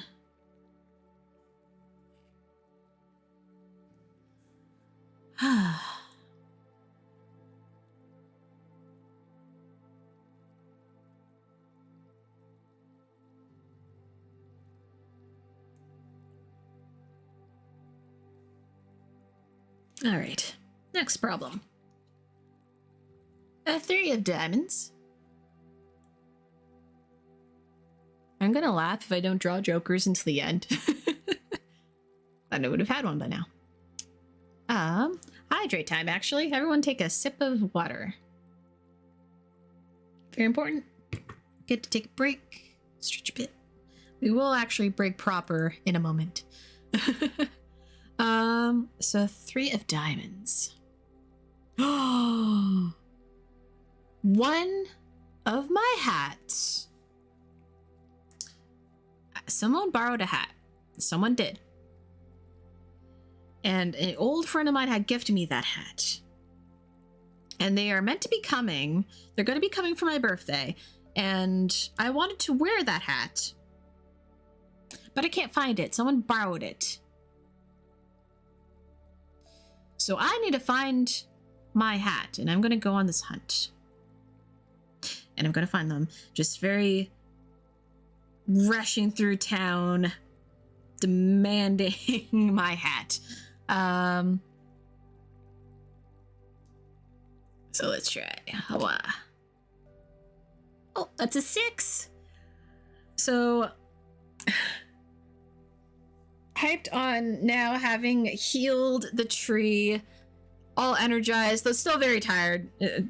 Light sleeping at night with the moonlight. I rush through town, scampering through, going from person to person, asking, do you remember this hat? Have you seen my hat? Are you borrowing the hat? I thought I gave you the hat. Oh, you gave it to someone else. You let someone else borrow it. Cool. And I go on the roundabout way of trying to find my hat. And then I do eventually find it. It ended up in the hands of Miranda. And Miranda was trying to give me a little bit of a guilt trip herself. She was wanting to borrow the hat because she was going on a date or something in the neighboring town. I said, well, it's my hat, and I have a good friend who gave me that hat coming to town. And for my birthday, I want my hat. And this time I'm aggressive and forward about what I want and my words. So she gives me my hat back. And it's much more better than my typical witch hat, of course. My friend has much better ways of finding a hat for me than me for myself. So I wear my hat. My friend comes for their visit basically that afternoon, and we have some tea and cakes, and they present me a little present, and I open it up all excitedly. It's a little star brooch. I got a little star brooch for my birthday. And it's all silver, because I love silver as a metal. And it has little clear white crystals all through it. Sort of dotting it and makes it all sparkly.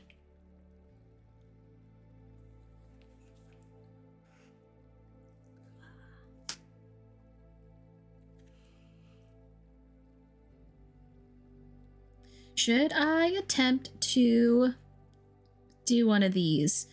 I'm gonna try and stop the bees. It's been a while, and they're getting a little ridiculous out there. The Fae folk have just not bothered.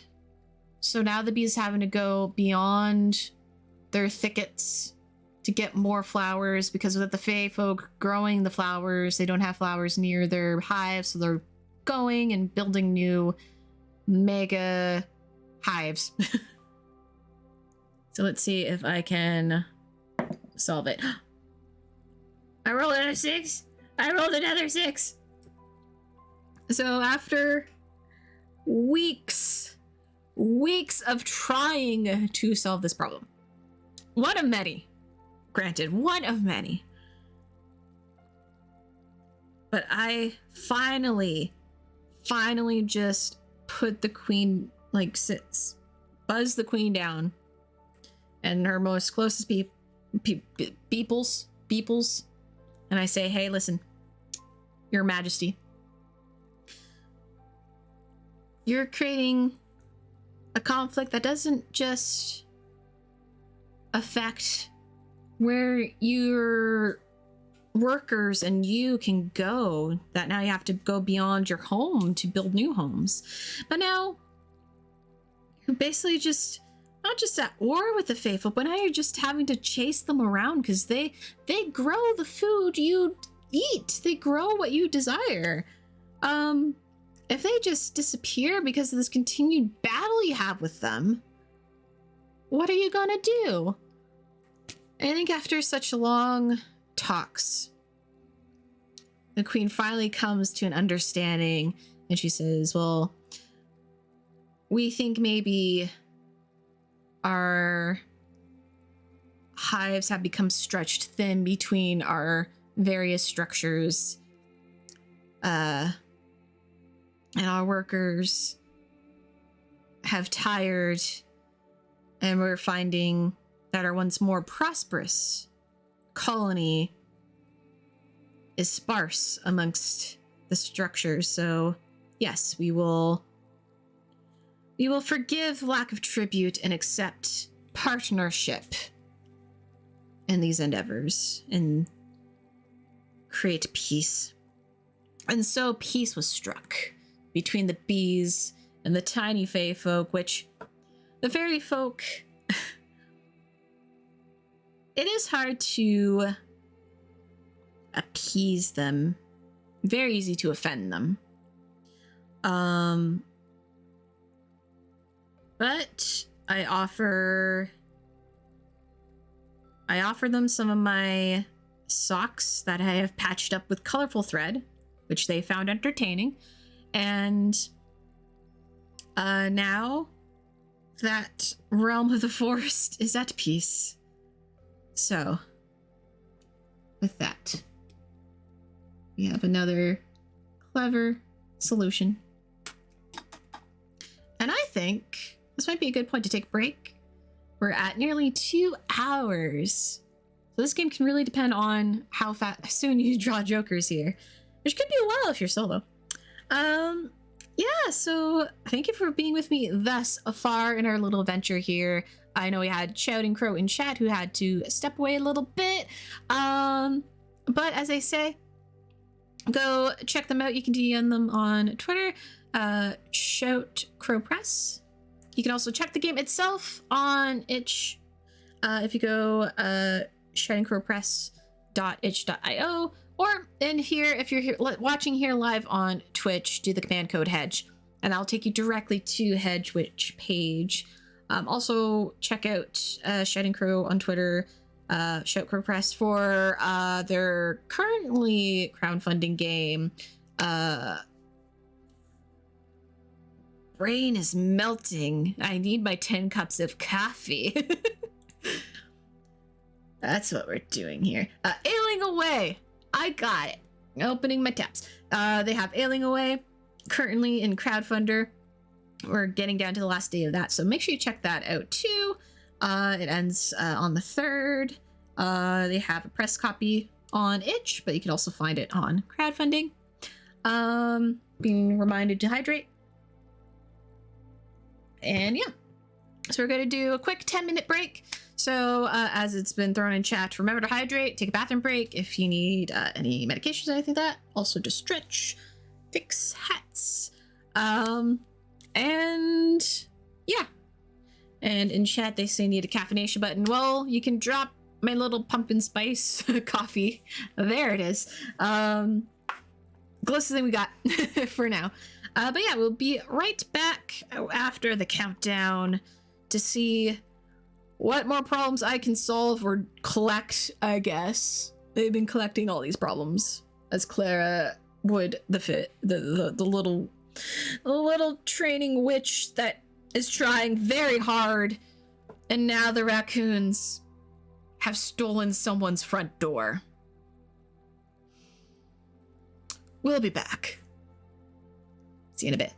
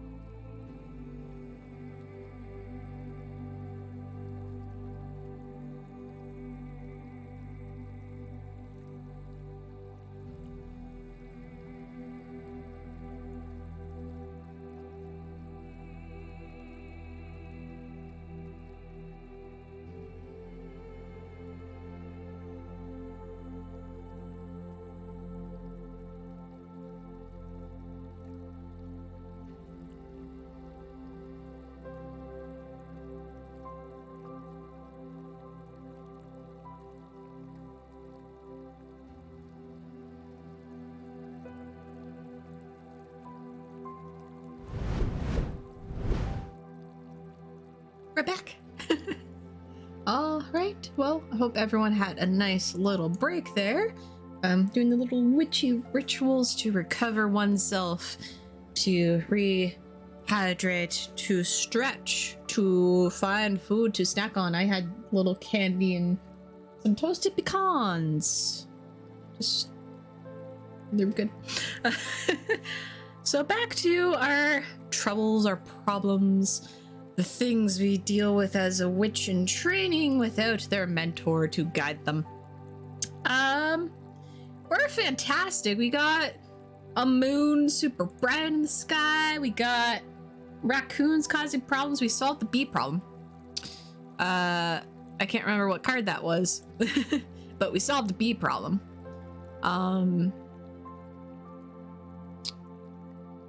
This is raccoons. We still got them. They've been stealing everything. Clubs.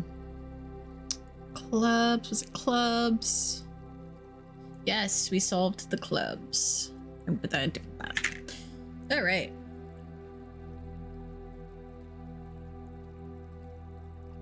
So, since that was a problem we solved long term, we'll do a new one. The 3 of clubs.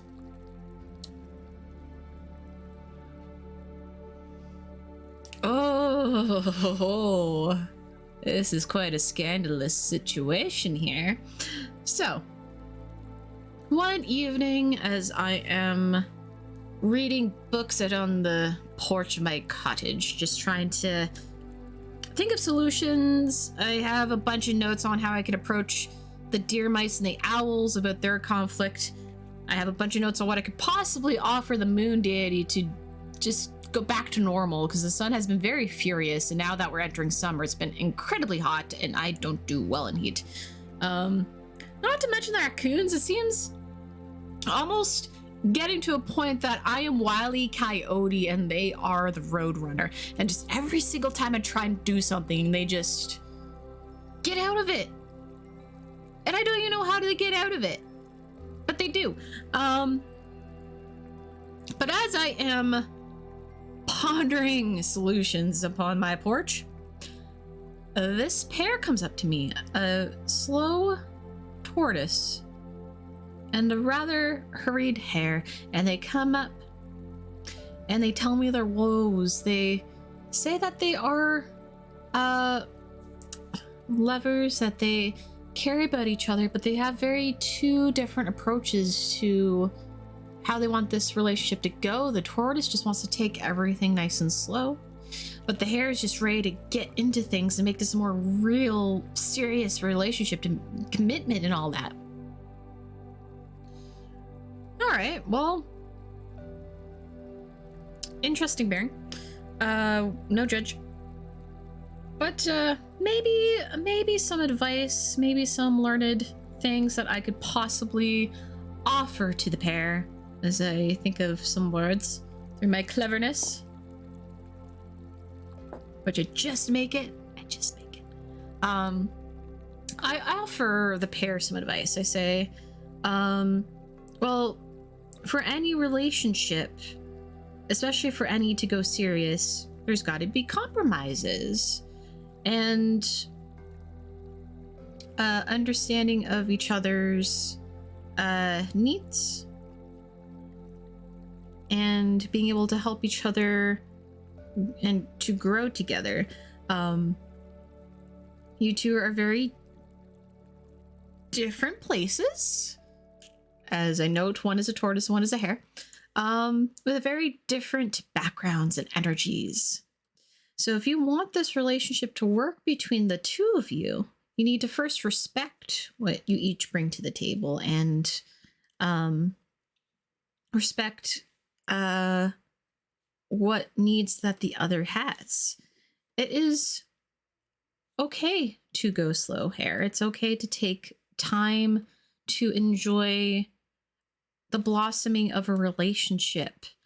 And for you, tortoise, sometimes it's okay to feel the rush of the moment and the passion of that moment and let yourself be caught up in that once in a while. So So I give them just the advice of, if they truly do love each other and they truly do want this relationship to work, to find that common ground and to see if they are a couple that can work together and grow together, or if maybe they are just have love for each other but cannot, you know, that is for them to figure out. And all they wanted was advice, so they thank me and they go on their way. So now their music is done. There we go. Bring back the music. So that was 3 of clubs. Easy peasy, lemon squeezy. Ooh, it is summer. Lemonade would be nice, actually. All right. Well, it's another day. Let's try and solve one of these tough problems. I want to find those raccoons. I want to deal with them, and I'm gonna make.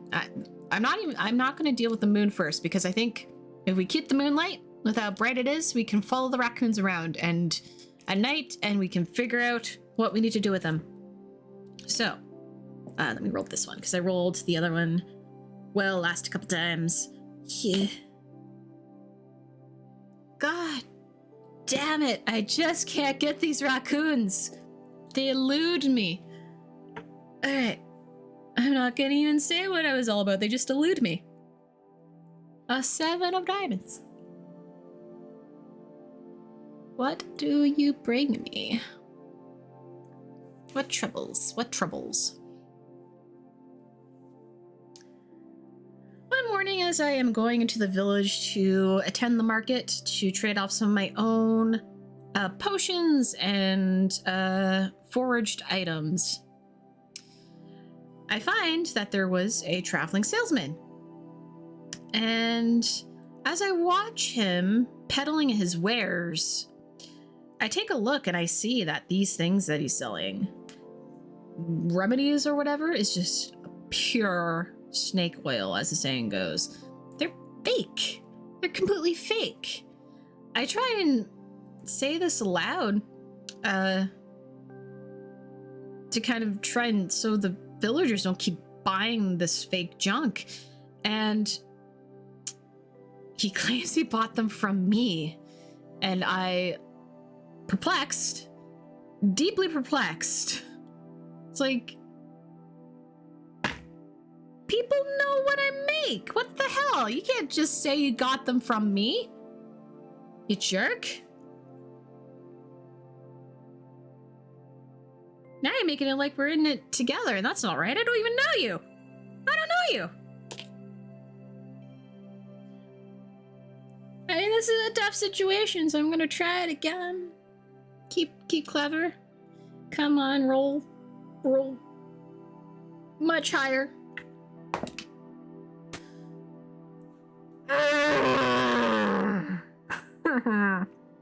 I got no magic to prove he is a liar.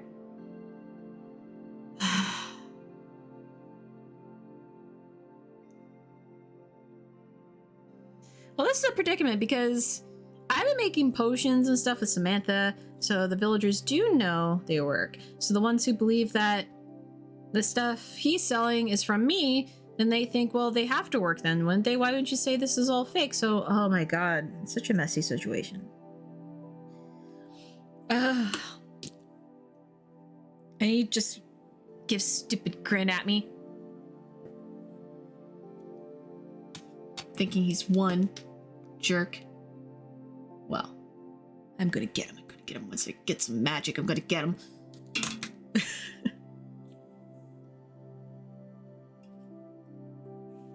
I will not be got. I get the got. I get the got. I'm gonna get him. Next time. Next week, I'm gonna get him. Oh, my problems compound. They compound deeply.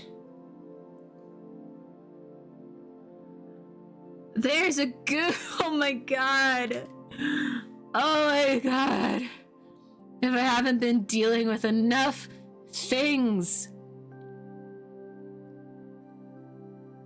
All I did was wake up. All I did was wake up and I hear it. I hear it outside my door.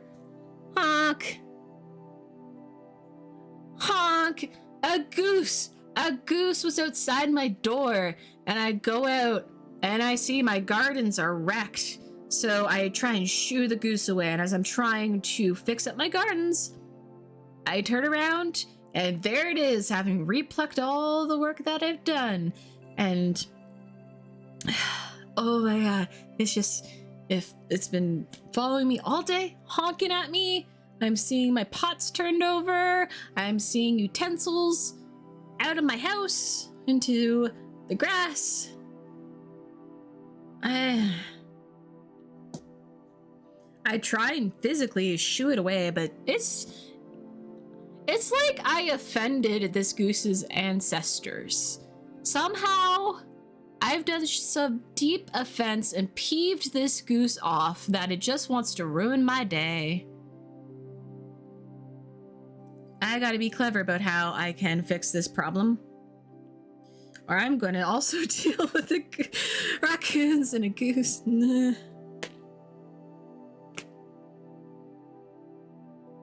No!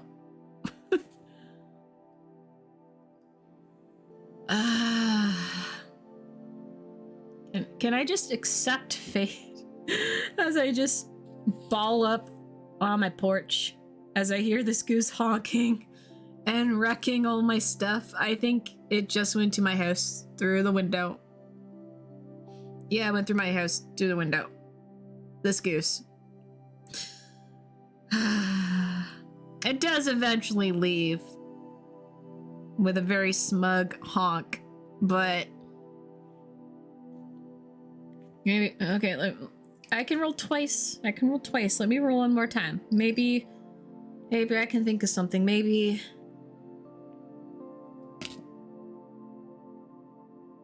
no.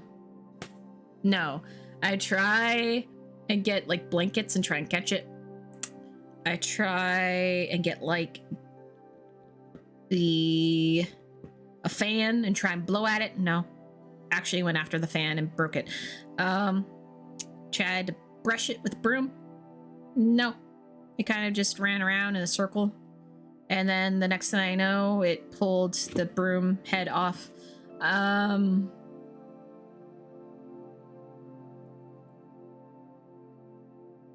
Geese. They are secretly demons in disguise, and no one can convince me otherwise, because I never did anything to a goose, and yet here is one tormenting me. Maybe the salesman sent it after me, I don't know. It's the only that's the only connection I can make.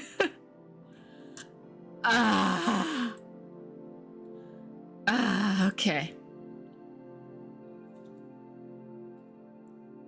Yeah, let's compound the problems. Okay. All right. We got this.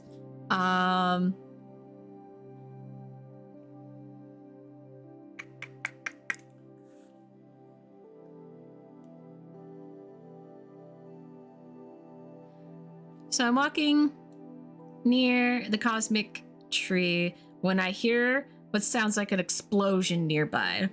As I go running or looking for whatever it was in the direction of the sound, I just see like this mist of water up in the air. And when I go over to it, I see it's just this geyser has burst through the ground, and there's just now this mouth of a new hot spring. But as I kind of observe and analyze the spring, trying to decipher where this kind of water sources come from, I watch some of the animals attempt to drink from the water, and when I see them drink, I see that there's sort of this almost like a saline solution of some kind, and the animals are becoming sick. So I do begin to shoo them away.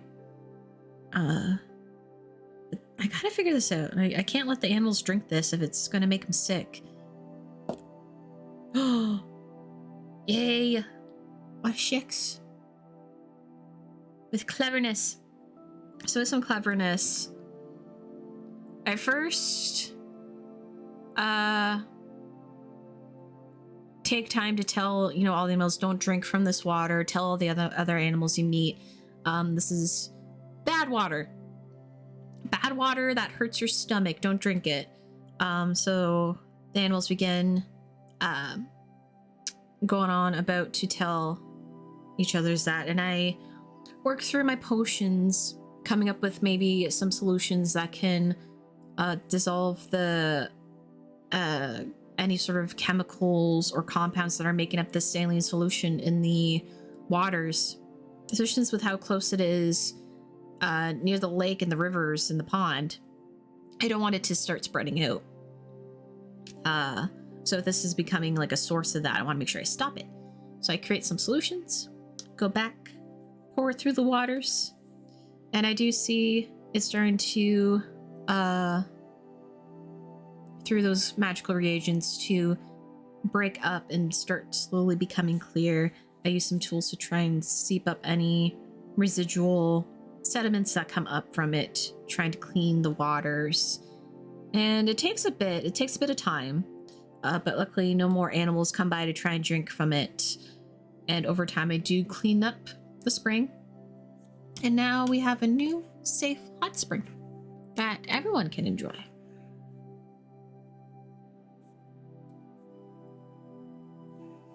So that is a 7 of hearts, or a clever solution.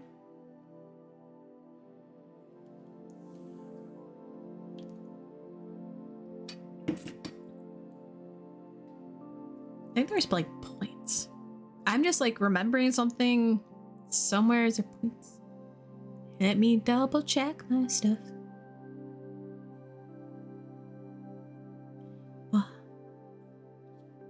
I always like to go back and read how to play. I'm reading from a PDF, but you could get your own PDF and print it so you can easily reference the how to play page, as all you need to know is sort of collected nicely there.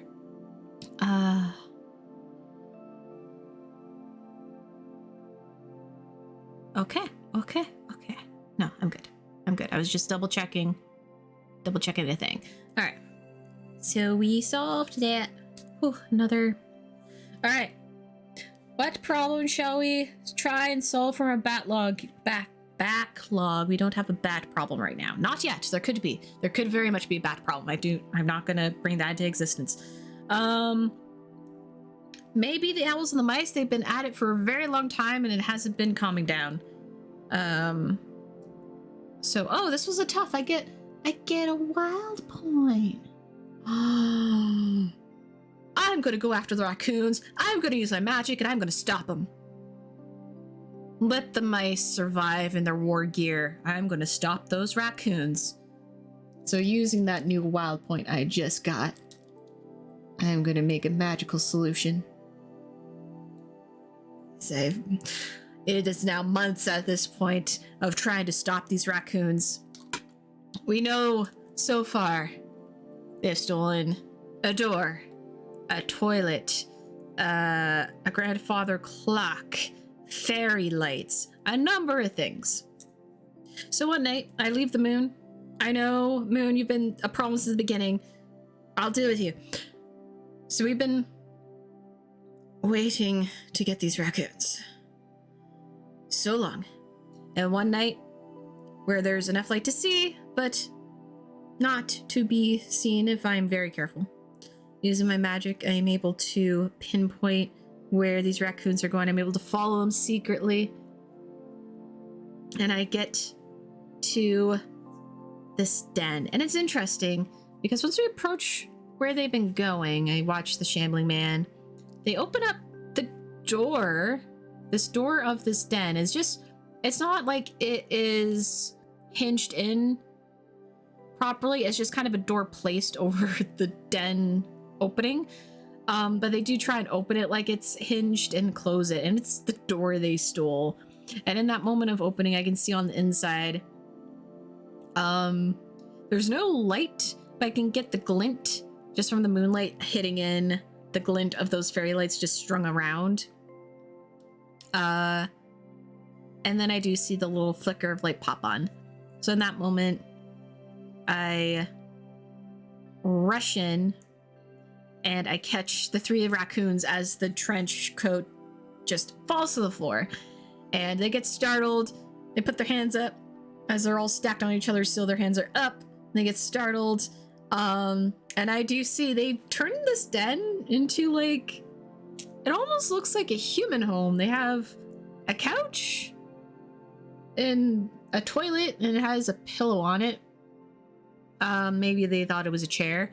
And just the utensils hanging around. You can smell some of the food that's been, like, quote unquote, fermenting in the corner. But they do put their hands up and pause. I catch them, and I'm like, hey,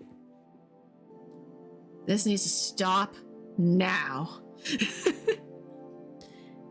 And we're gonna talk about this. You've been stealing from people, and that's bad. Can't keep stealing, especially you took someone's front door. They need that door. And someone's toilet. Someone's been. Do you know what humans do with that toilet? They poop in that. They poop in that. So I talk with these raccoons. They express how they just wanted a life that, a comfortable living situation that humans seem to have. I'm like, okay. Well, here's what we'll do. You don't need to steal. I'm sure we can come to some sort of comfortable thing. I'm sure maybe we can, maybe refit part of the forest to be more welcoming, more of that comfy, cozy feeling that you want. But we gotta return all this stuff to the rightful owners. So that's what we do. The raccoons help me return all the items, and the villagers so happy because they have been terrorized for months. It's been months. So they are happy to finally solve this raccoon problem.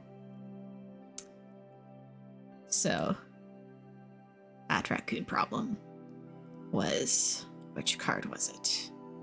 Which card was it? It wasn't the spiders. It wasn't the salmon. I should have used my magic on the salmon. Oh well. Nope. I can't remember what card it was. It was one of these early ones here. Oh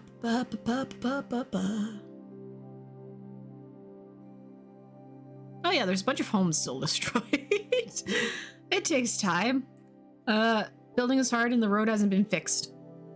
So that's another problem we can deal with too. I should have used magic on the goose, and I have a goose hanging around my house now. I can't find. I don't know which one is the raccoon. I'll figure it out later. Either way, the raccoon problem has been solved. Raccoon solved. Yay.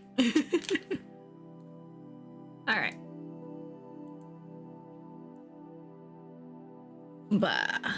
Oh, that's a toughy one. We don't have the stats for that.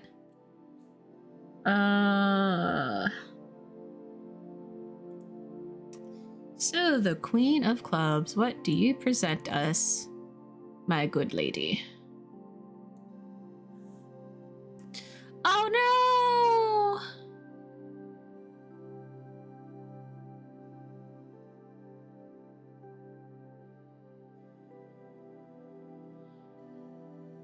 So there was a day where a forest fire just came roaring through the woods and destroyed the little cottage that I'd called home. And just all among the creatures, there's rumors. And the Fae begin to blame me and say it must have been my candles. And because of that, they were very quick to put a curse on me. And they say, essentially until I can solve this, I can't use fire. No matter what I do, I cannot use fire.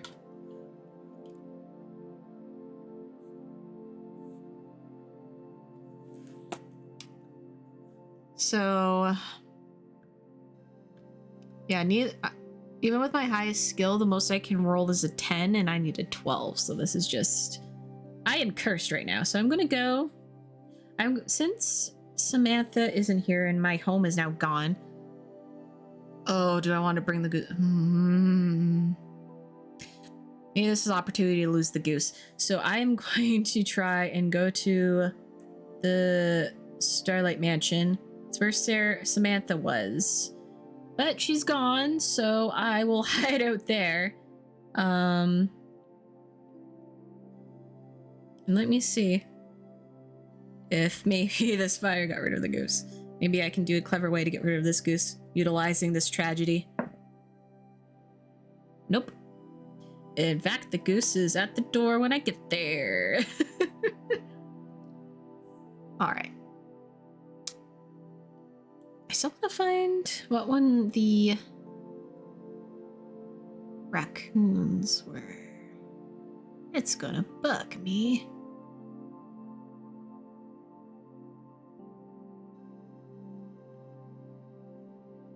Did I switch cards?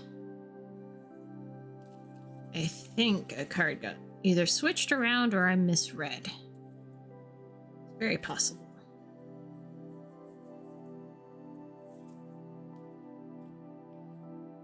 Because I read deer mice.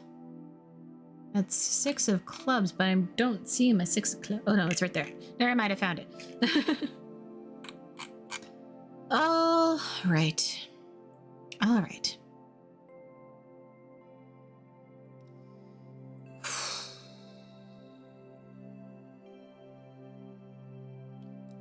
I am tired. 9. It was this one. Solved.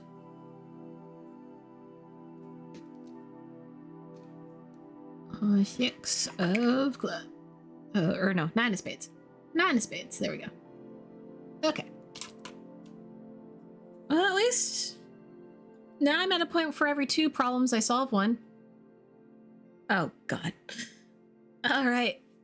All right, nature. I am cursed. I can't sleep properly at night because of the moon. The owl. Yeah. Okay. Okay. So what am I afflicted with now with the King of Diamonds?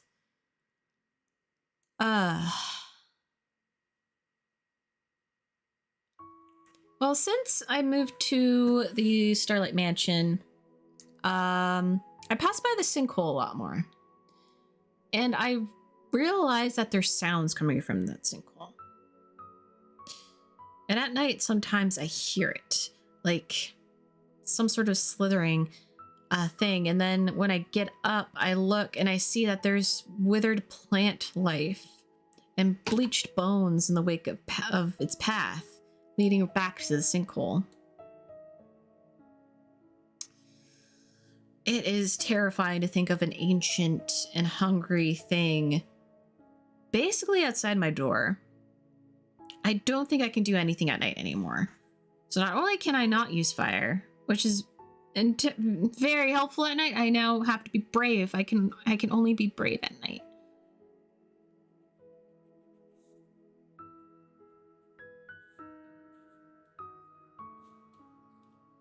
I'm gonna try and solve one of these other problems going on here. What was the 7 of clubs? So we got the salesman. I kind of wonder if I could punch him in the face. I don't have enough skill to do that. I'm not strong enough. And I do not have the magical means to just punch him in the face.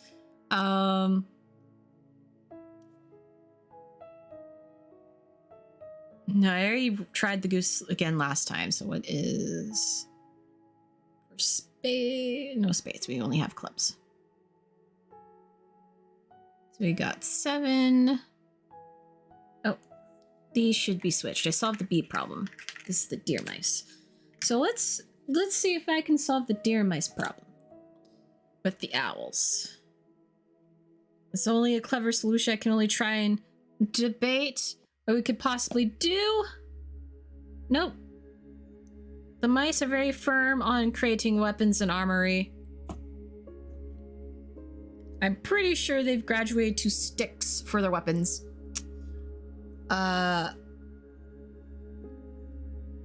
Getting a little scary.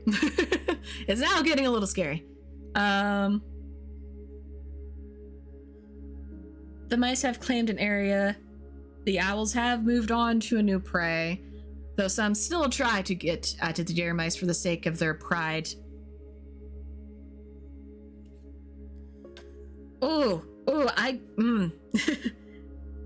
Three face cards in a row that I cannot solve because I'm so weak. I'm a poor weak witch. Queen of diamonds.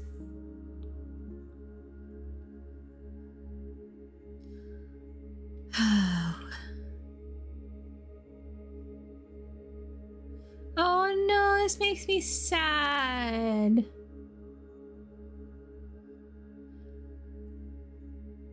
So, this day I came across a very badly injured cougar. It was probably that ancient beast from the sinkhole. Jerk. And this cougar's a mother. She has a pair of cubs. And the kittens are trying to go out to search for meat. But of course they're still babies. They can't hunt. But they're going after the flocks for the local village because they're easy prey. God, it's too it's too hard. I don't have enough skill. I don't have any WAP points.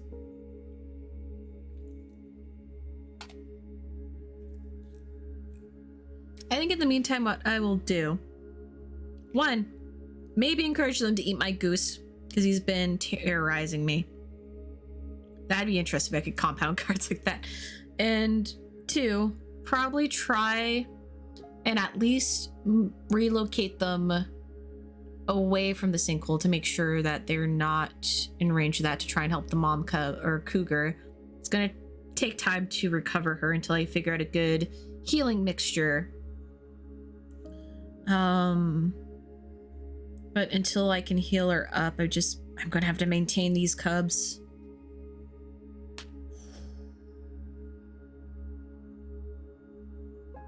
Okay.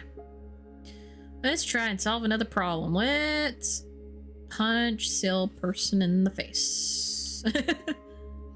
So another week goes by. He's back trying to peddle his wares once more, and this time I got it. I got my rebuttal. I got my proof. I'm gonna do it. I'm gonna do it. I'm gonna do it.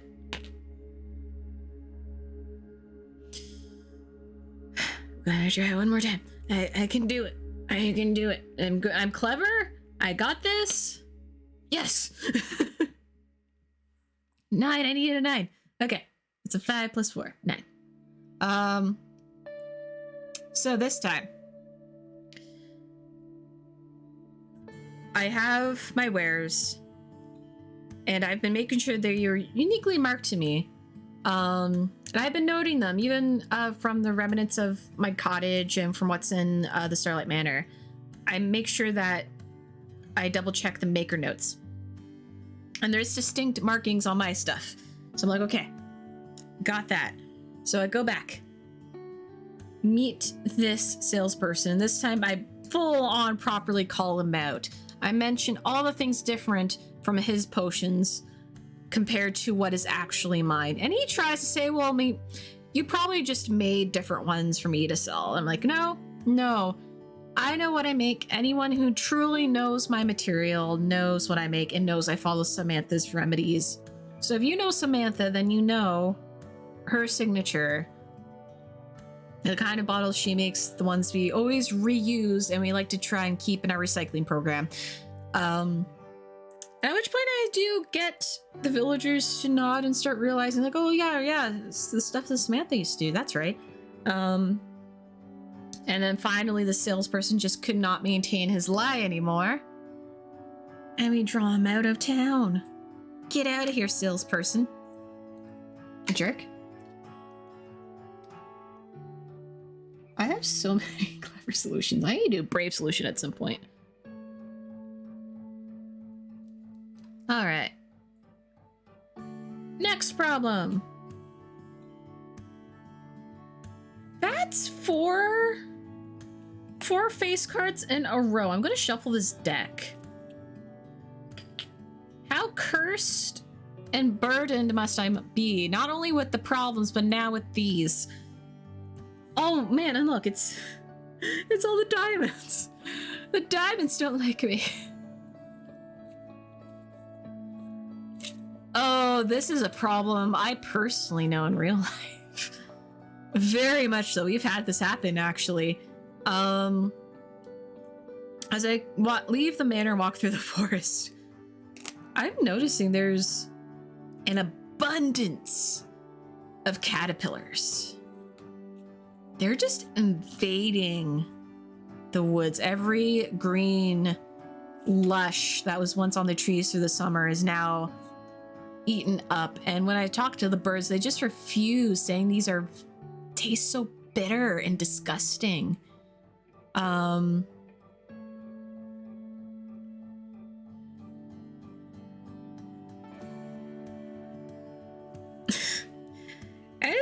And it only gets gross because there's so many and they just leave poops all over the place. Then they turn butterflies, and I mean, the butterflies are brightly colored and pretty, I guess, but still, it's a problem. They're eating all the plants. The birds don't eat them. The animals don't eat them because they're gross. I've actually had this one summer in real life. Caterpillars all over the place that the birds would not eat, and they just left little poop. It smelled like fish tank, honestly. It smelled like fish tank. So that's what I'm imagining in this scenario, is these tiny little caterpillars all over the place, leaving poops that it smells like fish tanks, and it's gross, and their hairs are shedding, and they're all itchy. It's so itchy, having allergic skin hive reactions. It's uncomfortable. Uncomfortable time. I gotta try and save up things. So that was that. So let's solve another problem here. We still got the mice and owls. We got the goose.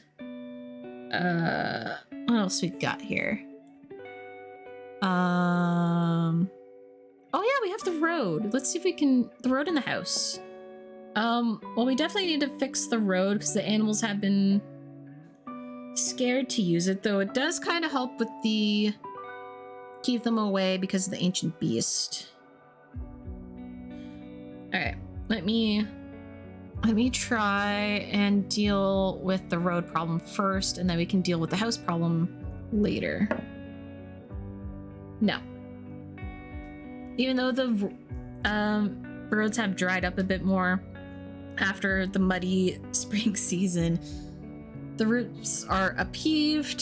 Hasn't really been new paths, and just what has existed has become just a main traffic way of busyness. So, nope. Hey, an easy one! Yay! After all these curses, all these hardships, as I'm looking after some cougars and trying to keep them from not being eaten by an ancient beast in a sinkhole, and a goose that's tormenting me like a demon. It honks outside my window. It's just forever honking, forever destroying the herbs.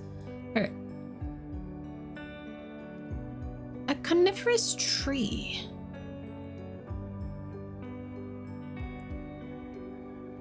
So as I'm walking about observing these caterpillars, trying to figure out the best ways to contain them, I see that one of the coniferous trees, they just seem to be leaking massive amounts of sap, just like almost creating a coating over their bark.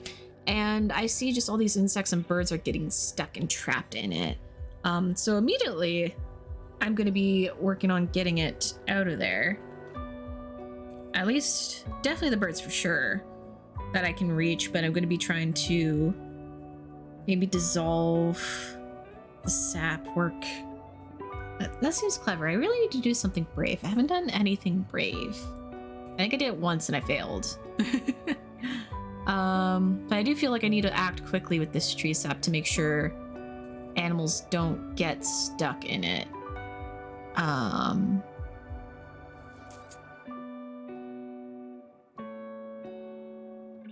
Yeah, I'm gonna try and save all these animals. Yeah. No.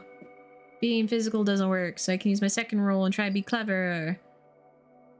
Where I'm better at. 7. There we go.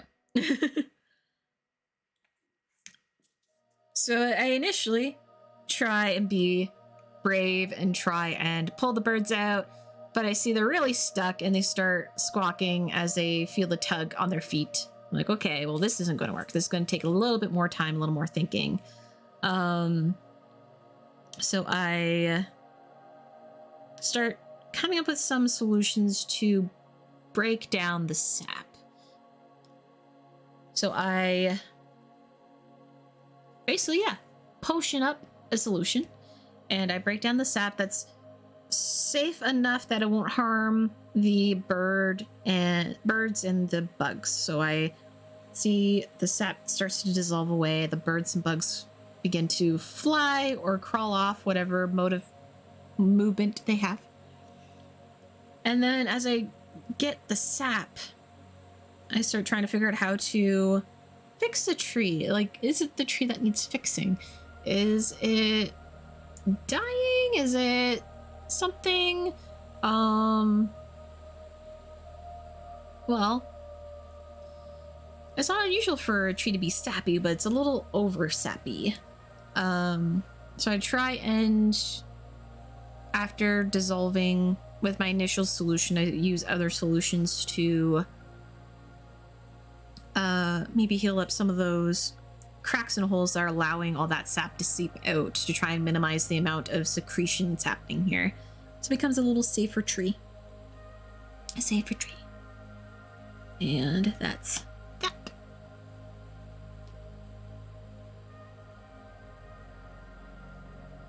Can I solve one of my past problems? One day.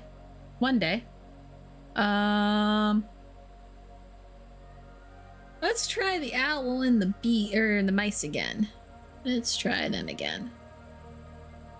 It's just constant talks back and forth. We get a little bit of peace sometimes. The owls are getting to the point they're just ready to move on, but that's going to really disrupt the ecosystem, and it's not good. Finally! Finally, we've come to solutions. As the mice are starting to get to the point where they're basically attacking anything bigger than them, I remind them that they are now becoming outside of nature. That, yes, they are prey and they should do what they can to protect themselves, but now they are doing harm to others, which isn't good. So we begin to make a parlay. Their numbers have expanded like crazy because the lack of predator-prey happening with them protecting themselves creates a problem. The balance of nature is now skewed and things are troublesome. So we finally come to some solutions. The mice coming to terms with that their newfound knowledge of war has turned them into something they didn't want to be. So they learn to put down their arms and armor and find peace amongst themselves. The owls do come to a respect of maybe not over hunting the deer mice.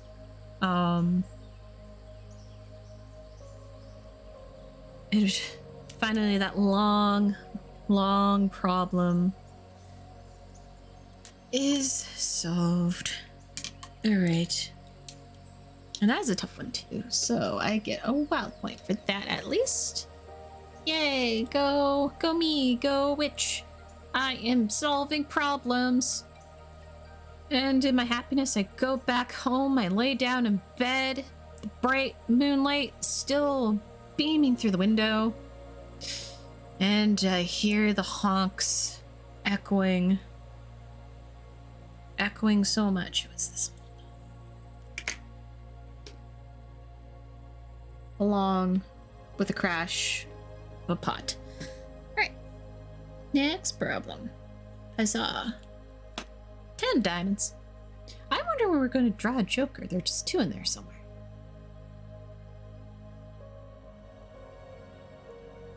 Ooh.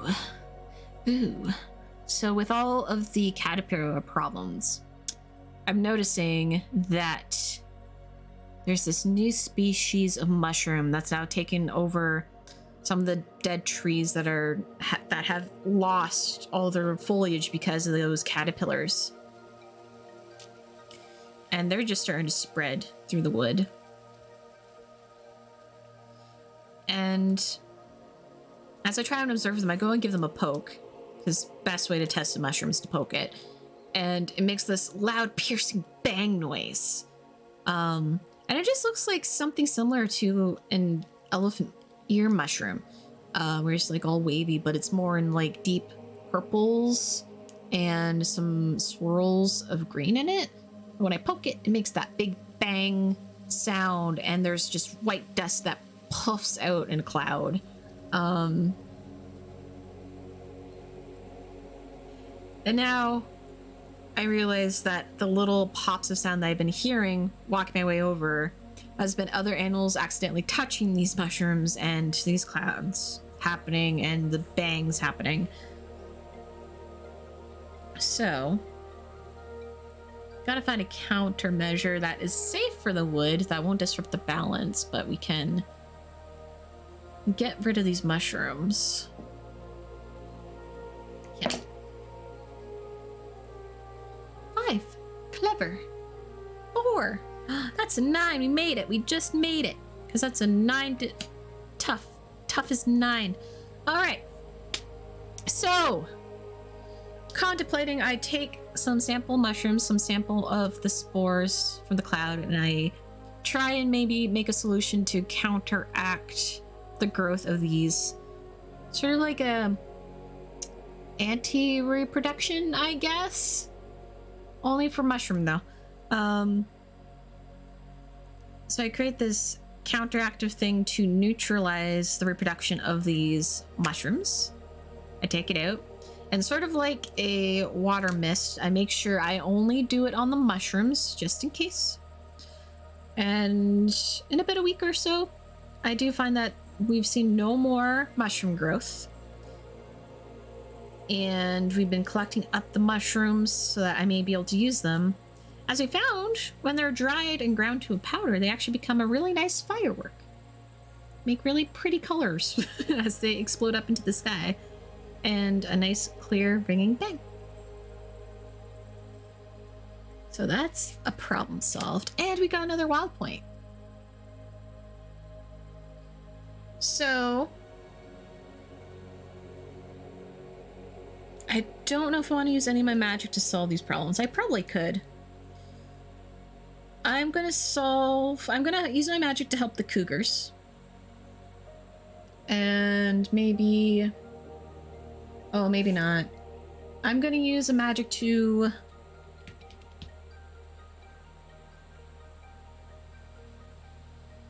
No. We're not. I'm gonna save it up and try and up a skill. I think I can do that. I think I can do that. I can save my wild points to up a skill. I believe I read it. Facing challenges. Back to how you play. Earning points. Tough rating. Skills of magic. Gain 2 wild point. Have I been playing basically hard mode where I'm only been giving myself 1? Gain 2 wild points. Oh, that's a hard. We haven't done a hard. Spending wild points. Did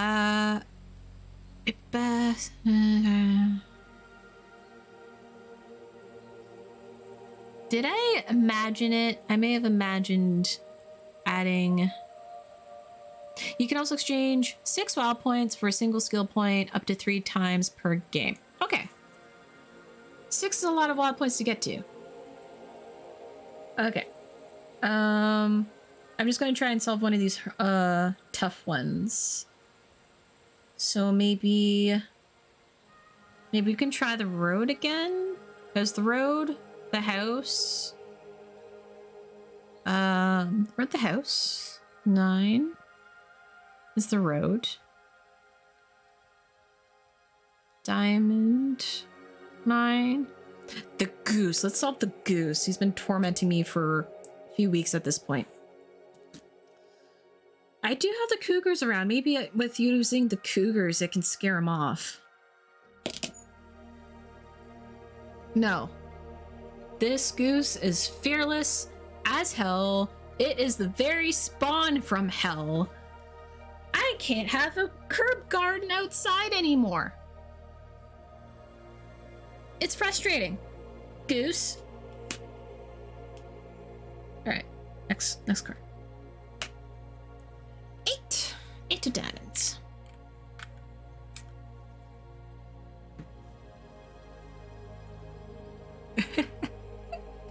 Okay, this is fun. So I'm taking a walk. I'm measuring the amount of damage those caterpillars are doing. They're now turning into butterflies or have cocooned in groups on the trees. And I find an abandoned cottage very deep in the woods. And as I come across it, I see just these group of people, and they're sort of dressed in like subdued, muted colors. I'm almost to try and blend into the environment, and they spot me and they begin calling me over. One gives me a bit of a like strip down in terms of verbiage of you know, who am I, what am I doing? And I do say, oh, I'm the local witch, I'm in training, trying to just solve problems is what I do. And I start getting the sense that these are bandits of some kind, just some troublemakers, and they want to try and recruit me for a heist. I say I don't think I'd be very good at it because, well, I've been having all these problems on my hands. I got a goose that haunts me. You want a honking goose? Would a goose help you? Would you like to take a goose?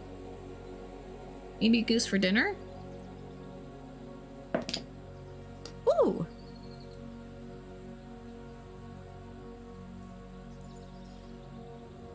So thinking through how I can utilize some situations here. There's no way I can brute this. I can't brute any tough situation. At the same time, so I don't have to worry about having to use Brave only at night. So we talk about... I at least sit down and see what the plan is. I say I can't physically do anything for you. Maybe some potions, but I don't want anything leading back to me. So just tell me what you're doing. What's up? So we go over their plans a little bit. I see what they're doing, and it's a problem, honestly. I shouldn't be supporting bandits stealing from things. And I kind of go on the story about this trio of raccoons who were thieving from the village. And as I tell them the story, they just start laughing and laughing at the ridiculousness of it. And I guess in the full like enjoyment of the story, as we go off on the tangent of it, I kind of decided, you know what, maybe if this is a true story, then maybe we don't want to steal from the town. There's just, seems it's a load of problems, and you know, as I discuss all the other problems, like the recent fires that have gone unexplained and the fairies being upset, the ancient creature that will make it hard to go home, like get out at night, least you be eaten.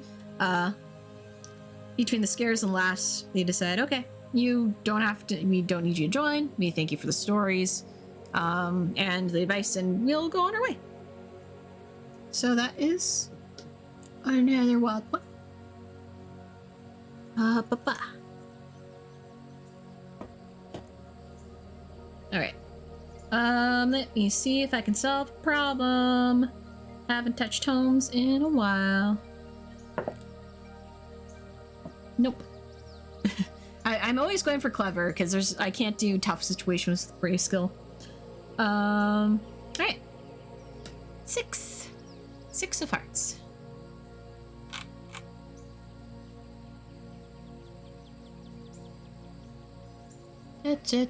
So, this day, as we're getting towards the end of summer, we're back to a really hard rain, and it's been raining for a very long time. That it's to the point that we can't even tell where the riverbank is anymore, and the river watchers have told me has just been overflowing, and because of how it's starting to bridge over the sides, is washing up ancient trees and taking away the fertile soil.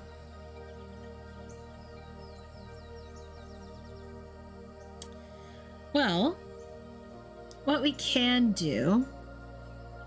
I know what we can do. I have a plan. I have a clever plan. We need to talk to some animals, maybe utilize some people, but we got a plan that I think can work. If I'm clever enough to say my words correctly, but I think maybe if we utilize beaver for this, because beavers are very good. That was a spin. No. No.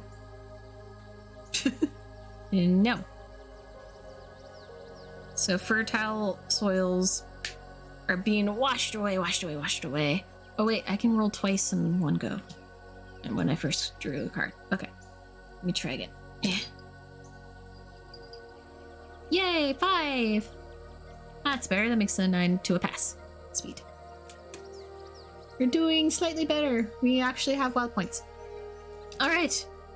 So I talk to the beavers. Explain to the beavers that we need shoreside dams to protect these ancient trees, to protect the soil.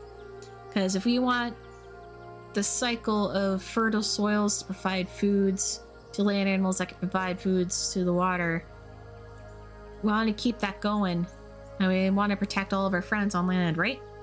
So the beavers, having talked to them about the potential building kind of fencing, damming along those edges for when the waters get a little too overflowy, they build up their ridge dams, and I instruct the other animals on what's going on, maybe to dig some moats around the current situation of the ancient trees to divert the water.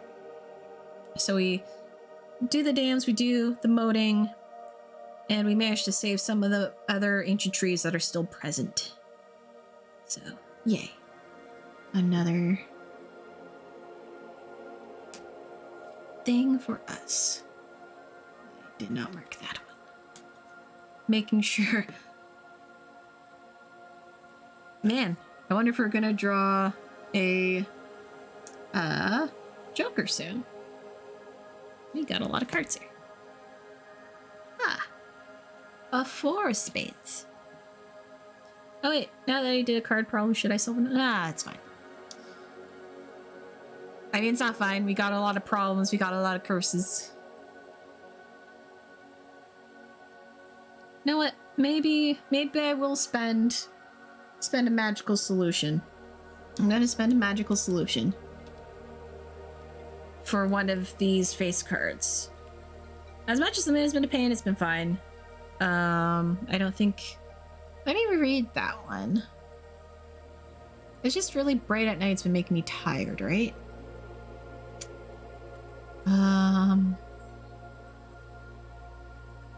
Oh, trouble sleeping reduces... Yeah.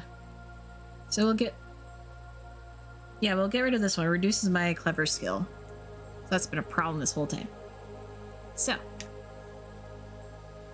after the months trying to rack my brain on how to approach the moon, I finally figured out. I finally have enough magic in me to reach out to the moon and be like, hey, can you just go back to normal? The sun doesn't like that you're trying to outshine it for the night. Everyone can't sleep properly, that those that sleep through the night can't do this.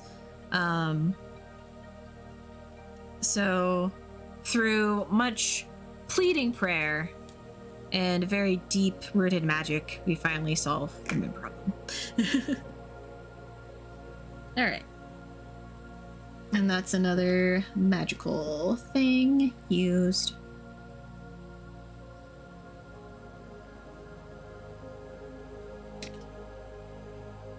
Now for spades. For spades. Easy.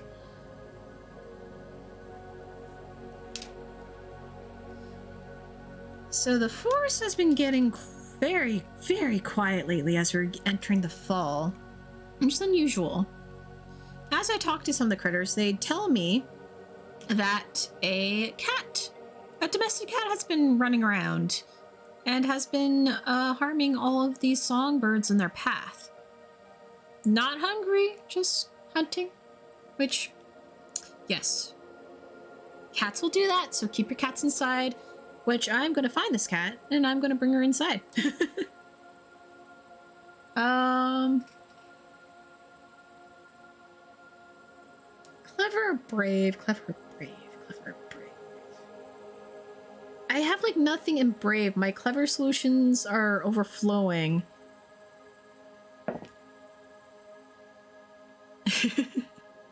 Okay, so with brave, that's an 8. That passes because it's easy.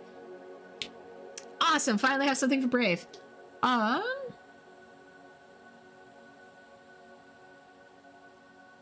So now I'm out on the hunt. I'm going Quickfoot, trying to find this cat.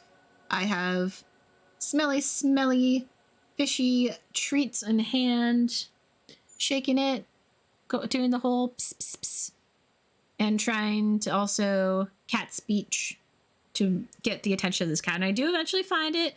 I do catch it. And I find out it's a she. Her name is Luna.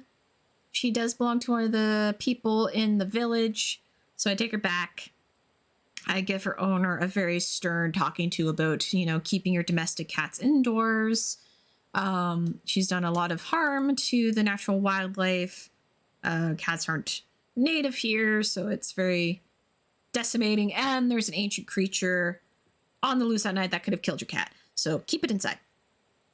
So I give them the stern talking to, and we have my first brave solution. As not only did I physically go catch this cat, but I also very aggressively talked down to her owner, which was Mr. Watterson. Yeah, man, keep your cat inside. All right, let's try another time. I still feel like we have to solve the road problem before the homes get properly dealt with. Yeah. And nope. Okay. Yay, 2 of spades. Another easy one. So I don't get any points off easy, but that's okay. So as I'm going through the village, in one of the trees, I see just this pigeon absentmindedly picking apart a bird's nest of one of the local sparrows. And the sparrows are very annoyed. And all the flocks are yattering at each other, getting very mad.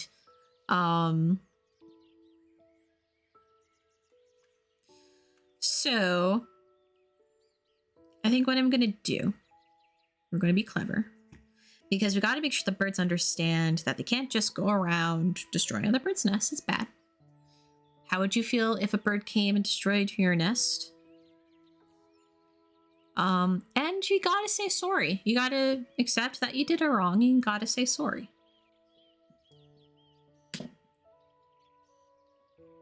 So, good thing I went with clever. That matched it. 2 + 4 is 6.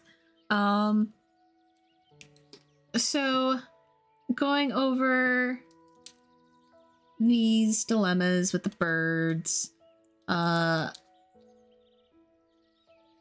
waxing philosophicals on why we don't destroy other birds' nests. We come to understanding the birds apologize for being untowards each other and learn to recover. They help find new sticks and twigs to rebuild. And they're feeling good. I feel good. But in the distance, I hear a honk of another bird that's been tormenting me through my waking life. Try it again. Freedom! Sweet freedom. As I stand there and I turn and I see this goose who's been ruining my day every day, day after day. And as that just tired look of giving up on life comes across my eyes, the flocks of sparrows and pigeons see it, they recognize it. And there's still a bit of that lust for a fight in them, as they were going to turn on each other. Well, now they turn on the goose, so when the goose tries to come and bother me, the sparrows and the pigeon bother it in turn. Every time it tries to honk, a sparrow dive bombs its head, and the pigeons all bobble around its wobbly feet, and it tries to hiss and peck at them, but it can't, because they are being swarmed. Ha ha! Goose, your day is ruined in turn! My bird friends got you. As they chase you out of town, I laugh, and I laugh, and I cry. I can finally sleep in peace. And my garden can be good once more. Oh, all I needed was befriend the other birds. Goose are devil spawns. Okay. So with that, we get another wild point, because that was a toughie. I forget which card you are. I believe you're this one. No. Yes. Yes. All right. We'll remember to hydrate. Surprised we haven't drawn one of the jokers yet. Because we're running out of deck here, actually. I'm getting close to running out of deck. We're doing like all the prompts. I guess this is a potential thing could happen with this game is you end up drawing all the cards. Very possible when you're a 2-player. Somewhat possible when you're 1. Yeah. Another thing I can't solve because I don't have the skill. Tell me what you are, Jack of Spades.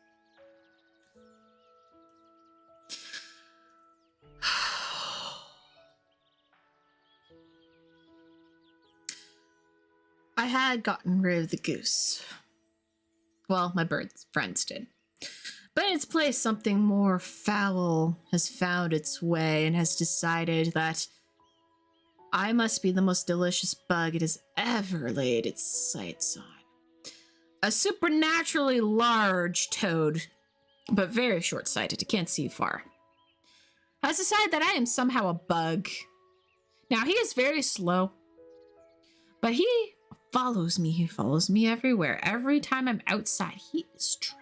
He is convinced that I am in fact a bug, that I'm actually super delicious, and he's going to eat me.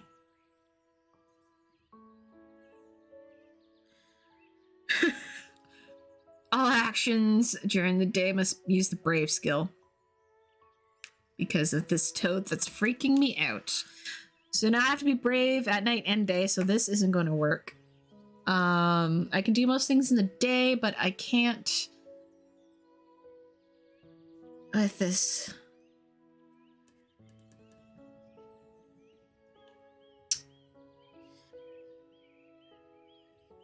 Yeah, I'm gonna have to use a wild point maybe to get rid of this toad, because I do not have the skill right now to deal with any of this. I am cursed to not use fire. I can't be out at night. Something. And now I can't, and the stone is freaking me out. Yeah, I'm gonna spend a magical solution, take away a wild point. Put in a solution. And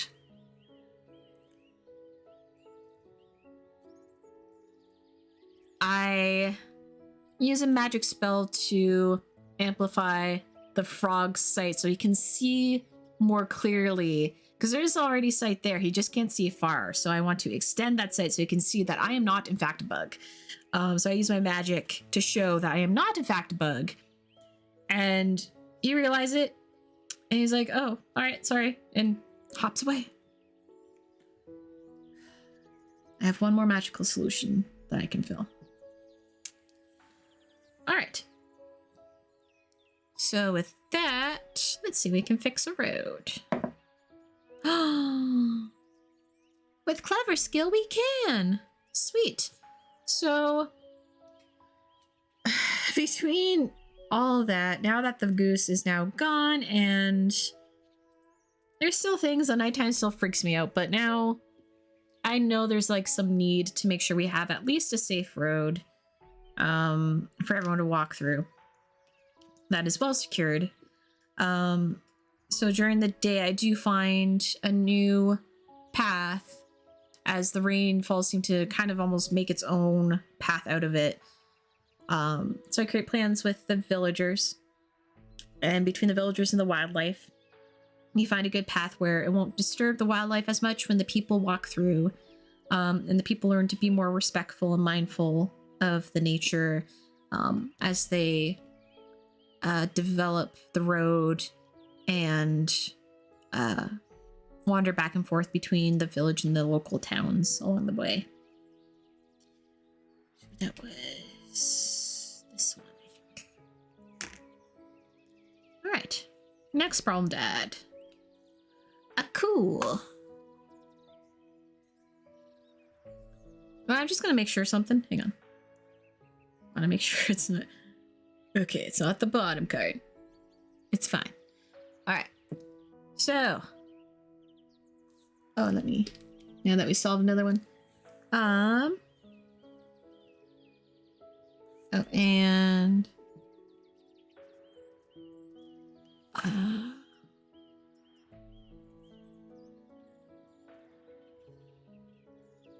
Marking everything down. So, 10 of hearts. What do we got on a 10 of hearts? So remember when I asked the beavers to help make kind of fencing dams to protect the ancient trees so we maintain our fertile soils? Well, they started getting a little overzealous about dam building. They felt encouraged.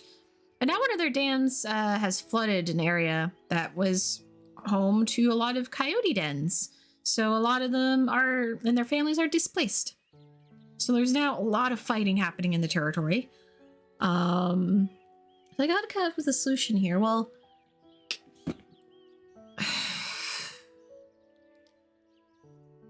there's no way I can physically remove the animals or tear down the dam.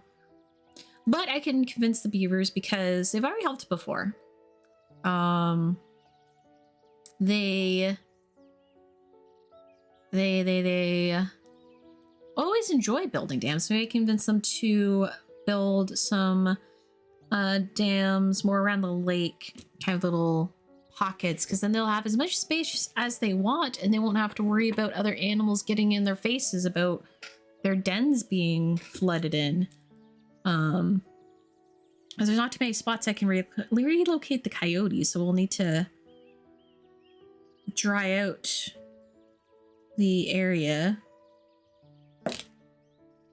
Nope.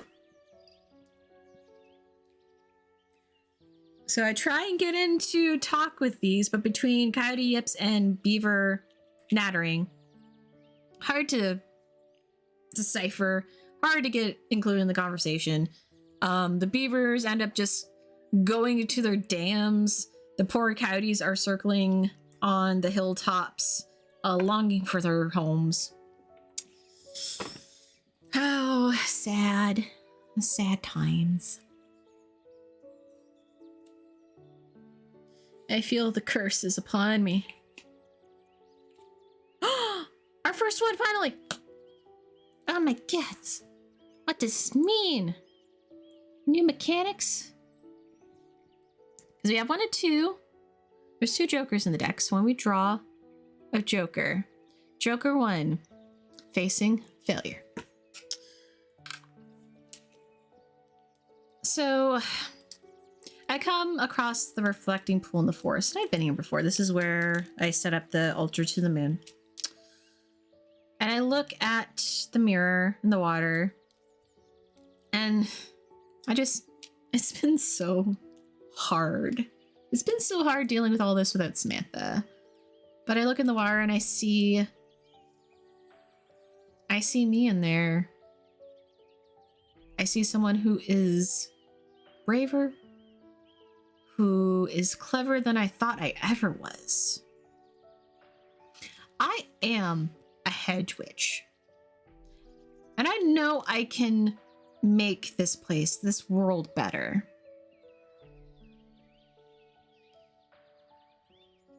And with a solid nod to myself, I turn back into the forest. I retrace my steps and find my tasks left undone. And I try and think about what I can learn. So examine my list of opportunities for growth and select up to 6 scenarios that you are interested in revisiting right now. Count the number of times you have failed up until this moment. Divide that number in half, rounding up. Okay, so number of fails. I have a lot because I kept my fail pile that I solved separately. Maybe I didn't need to solve them. So 1, 2, 3, 4, 5, 6.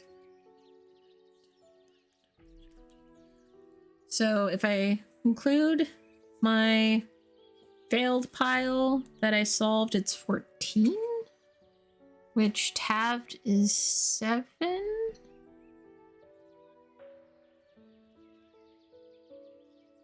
You now make this many attempts to resolve this group of visits. When you're done, take some time. Okay.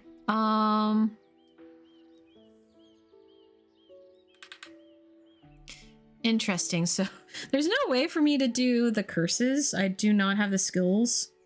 So I can only solve those 2. So if I count, let me just count these ones. 1, 2, 3, 4, 5, 6 is 3. So I can attempt 3 times.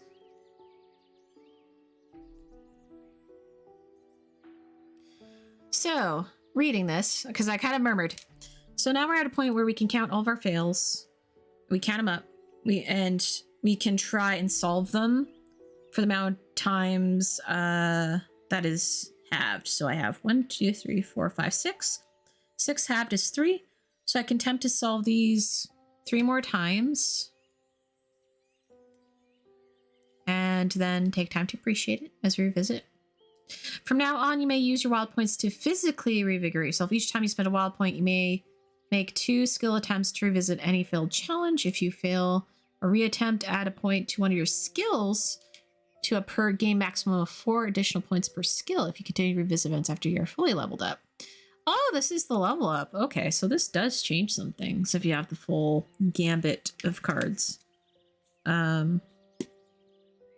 So...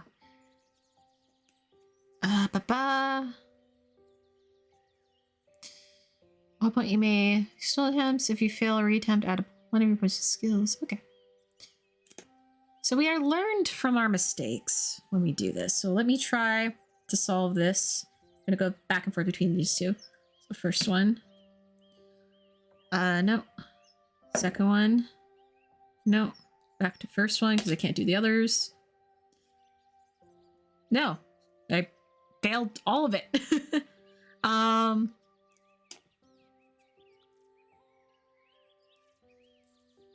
It is frustrating to continuously fail and fail and fail and fail and fail. I can't. I thought with the fixed road I could help with the houses, but the houses are just not working. Maybe we have to build new ones. But it's okay. I mean, if we have to build a new, we build a new.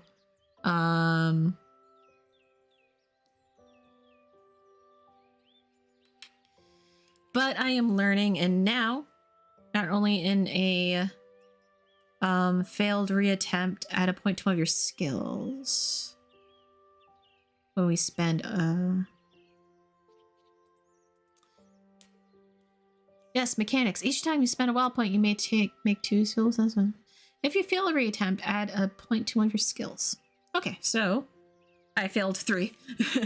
So I'm going to actually add it to my clever because I need my clever upped. Because that's been my best skill so far. No, maybe I'll add 2 so it becomes 6 and 1 to brave so it becomes 3. Just in case we get a knight thing. Alright. Put this 2 aside. Bam. Cool, cool, cool, cool, cool. Alright. Woohoo! So after full contemplation, oh yeah, it says in the bottom you cannot revisit, so I can't count these cards anyway. Alright. So 8 of spades. Well, now that I'm feeling like I've learned over the year, entering winter, well, mid-fall to winter, you got an 8.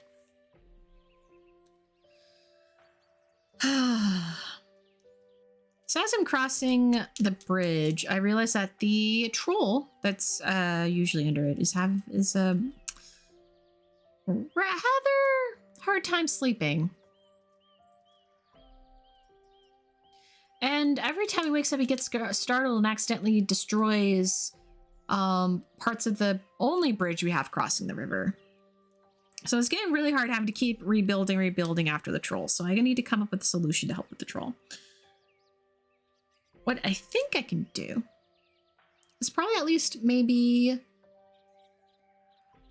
he's just, you know, stressed. Maybe he needs to be having a talk. I can maybe make a potion to help ease him, to give him a restful sleep. I mean, potion for the sleep is only temporary, so we need a long-term solution. So we need a conversation, I think. So now with my 6 clever skill, yay, 12. And that's a number I can actually use to beat these cards. Sweet. So I have a conversation with the troll, sort of like a therapy session. I sit him down, we talk through the troubles, and yeah, he's scared about that ancient beast that has been around. He's was a little bit upset about the forest fire. He's wondering if it'll ever come to him. And I reassure him that, you know, you have the River Watch, who's been very helpful in maintaining sites along the river that he's been, you know, sleeping under and in.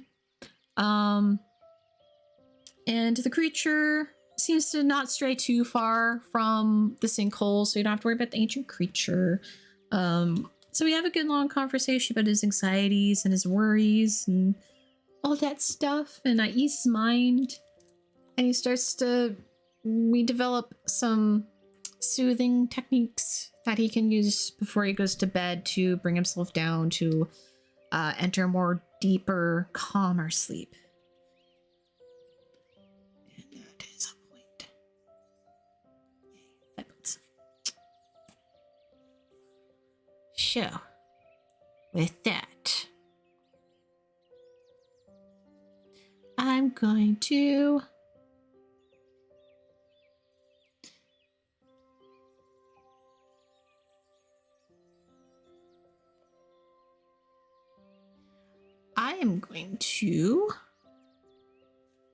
spend a point to revisit the road and fix it.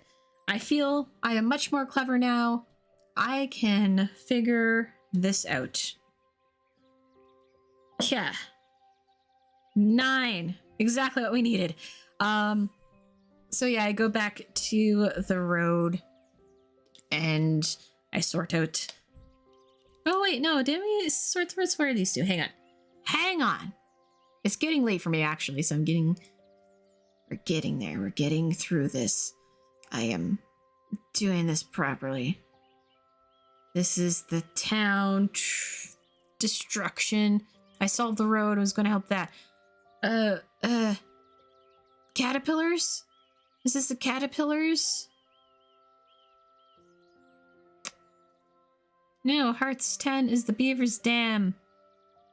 I'm gonna fix the houses because the houses have been broken for so long. So we finally now, after the road having been fixed, we go through the plans to fix the houses. We have been hacking at the old trees that had fallen for a while. And we clear off all the rubble.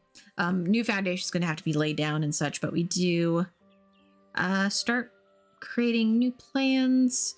I now figured out a problem of those homes may have been built too close to the forest edge with the way the trees are most likely to fall down. So we figure out a new plot that we can develop for the homes that is both safe for the people and doesn't harm the local wildlife and nature. And we do that. I solved it, revisited and solved it. I'm getting better at this. I am. My confidence is booming after all the terror and things that still curse me, but doing it. I can add another skill point. I'm going to add it to clever again. So we are now 7 clever. And we get a... Okay. Blink. Yeah. A 5 of hearts.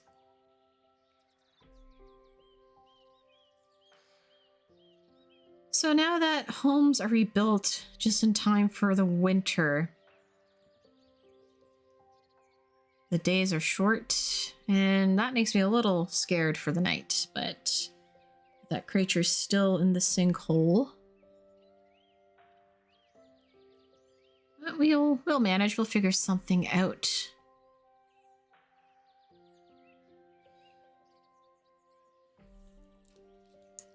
And when I was thinking about making a sleeping potion of sorts for the troll, I didn't think that days later a new flower would bloom and its pollen being a most potent sleeping agent. So potent that its pollen has put to sleep many animals and people, and we just now have very tired animals and people all around. So, I mean, I learned how to neutralize with a mushroom, and it worked, so maybe I can neutralize this flower. Oh! I think the queen bee owes me a damn favor for helping, so maybe the bees can help in this. Yeah. Well, with clever skill, I can't fail on easy. So using my know-how, my cleverness, I talked to the queen bee and the bees to help figure out a way to neutralize the pollen of these flowers. So before any more of these sleeping flowers can release out their pollens, the bees go around and start collecting it. They collect up all the pollen. They make a separate colony structure to contain it. And I sort of create a beehive out of it so I can collect that sleeping honey. And now we have a local specialty honey that helps with sleep. Sleeping honey.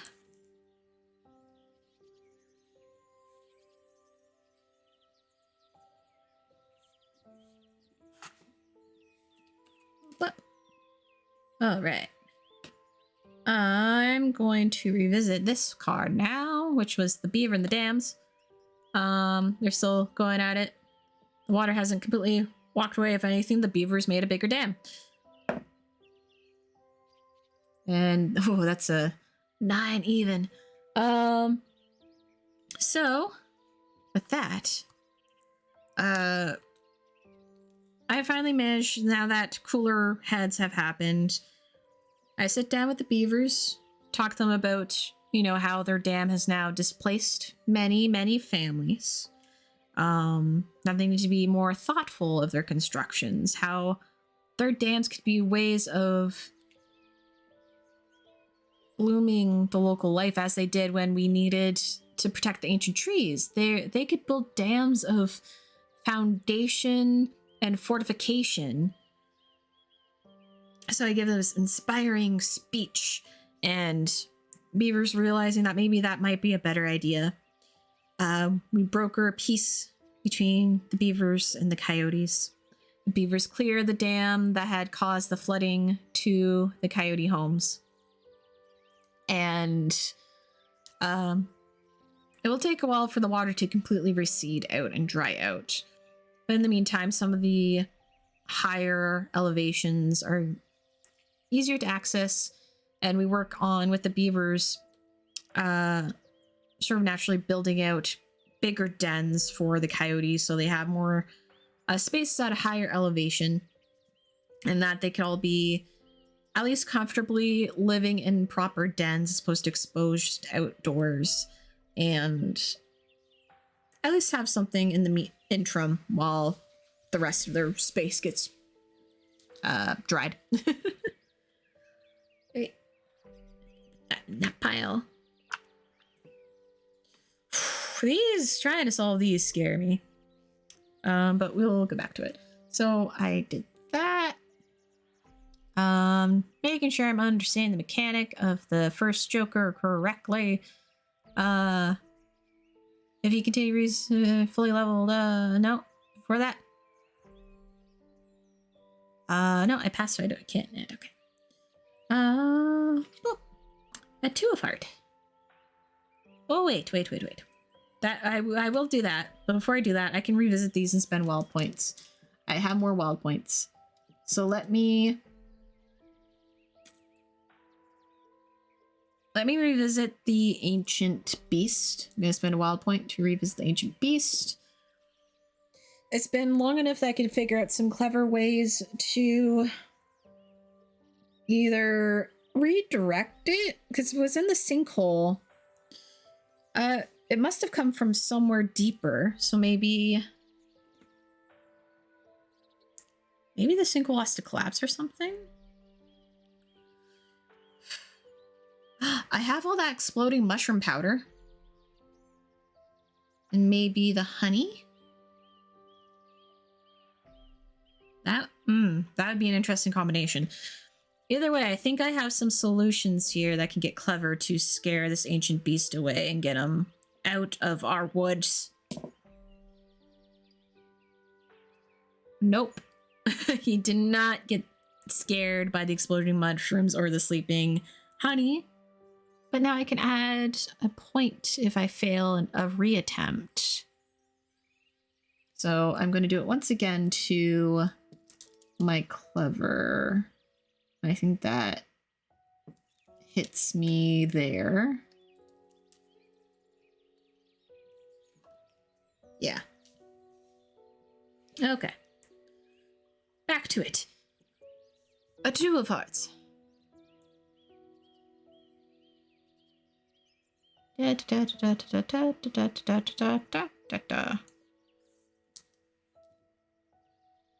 Oh no! A local pond that all the little tiny green frogs love is drying up. Shoot. And that was like their main pond for spawning. Hey, I just had the beavers need to be redirected to help fortify other areas. Maybe I can utilize the beavers to help build a dam so that some water can be diverted into the pond. Easy peasy. Lemon squeezy, so clever. I mean, I maxed out my clever basically at this point. Actually, that should have been leveled it 3 times, so brave skill. Right. So, as I said, that's what I do. I utilize the beavers and their ability to build dams so I don't have to lift any fingers and just make sure they're not overdoing it, is basically I'm the foreman. I am going to attempt again. Maybe the Fey one this time. But I have to roll. 5 or a 6 is basically my chances. I rolled a 6! Yes! So, I'm going back over my cottage, and it just doesn't make any sense. I don't just leave candles burning. Honestly, I am there for when the I only get them little candles, and I let them burn completely out in my presence. So it doesn't make any sense that a fire started with me. So I am rooting around, trying to find any old signs of what may have happened here.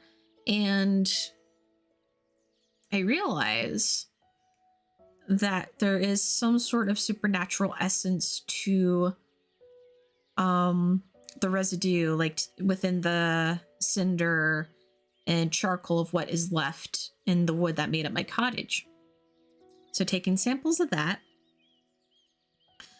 I root through some research back at the Starlight Manor, and I decipher a possible fey creature that's able to start fire such as that.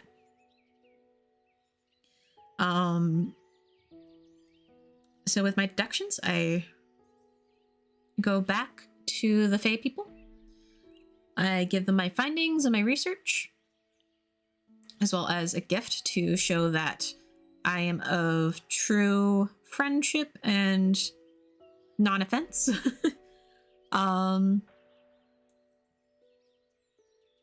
And they find my research sound. And now I can use fire again. They lift my curse. What was it? Was I think clubs. Yes, it's clubs.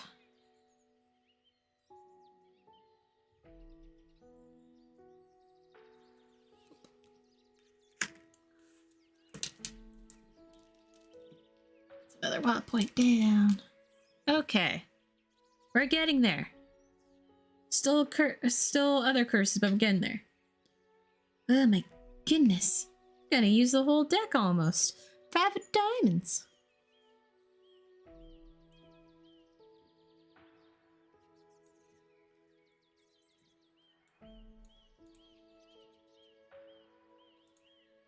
So.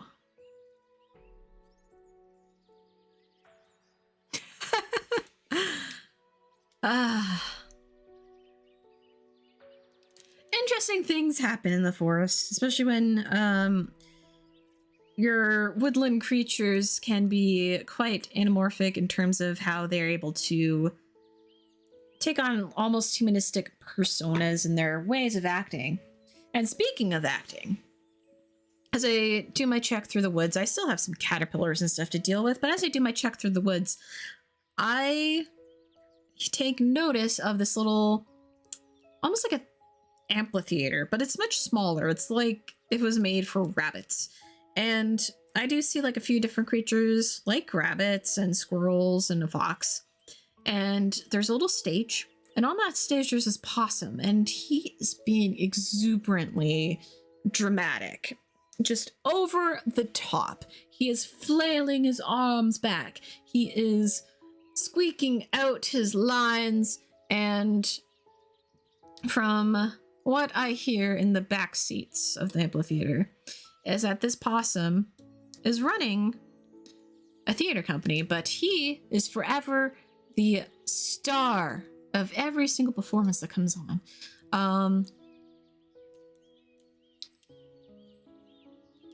So after his big display, everyone very politely does a little clapper cheer. I go talk to the possum about his endeavors.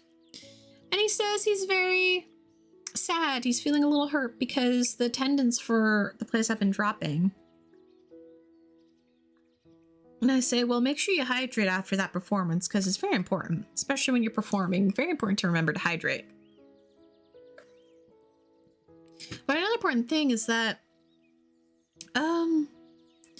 people love variety. If you're the only show in town and you're the only one, especially if you have limited stories you're telling, well,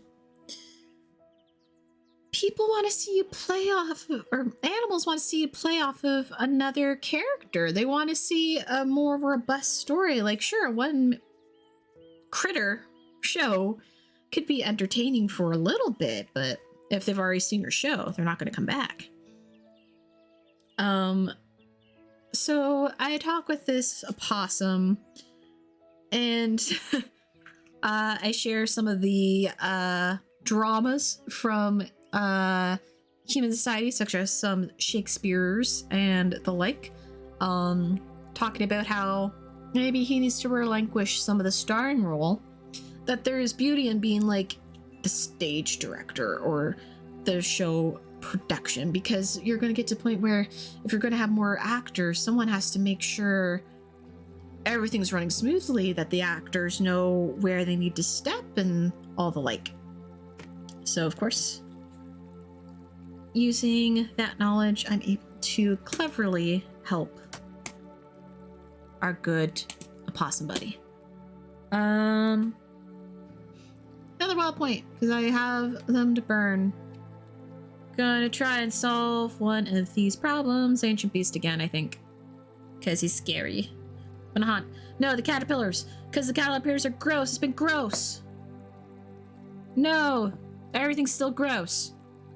They're now just pretty butterflies that are being gross. Oh no. Oh no. We have a better chance now. I'm more skilled, but oh no. Also I can add a point to a skill here. So my brave is now up to 5. Yes. So the king of clubs. What am I afflicted with now? Not just a problem. It's more than a problem. It's always more than a problem.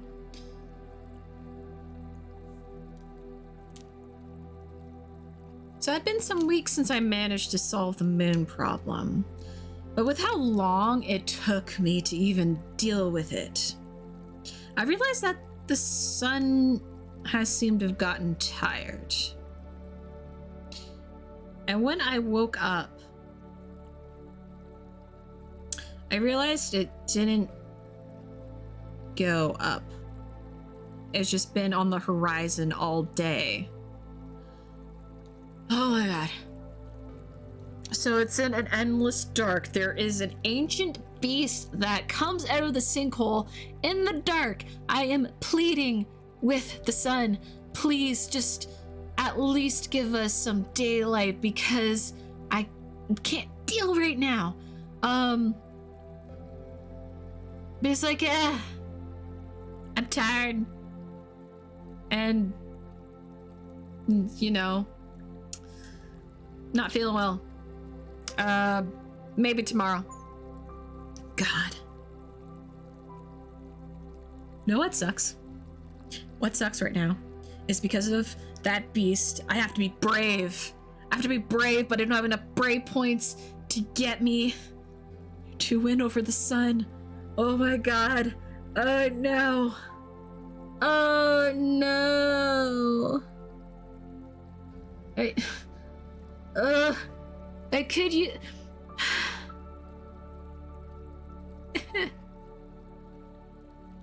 I have one magical solution left, but if I use it all, it will take me to some place I don't know. Maybe that's the ultimate bravery. But who will deal if something happens to me? Who will deal with the sinkhole? Oh. I mean, I know I'm stuck using bravery with this because I can't. It's an endless night. I can't. It's an endless night. I can't be clever right now. God, I can't do it with any of them. So I spent a wild point, Phil.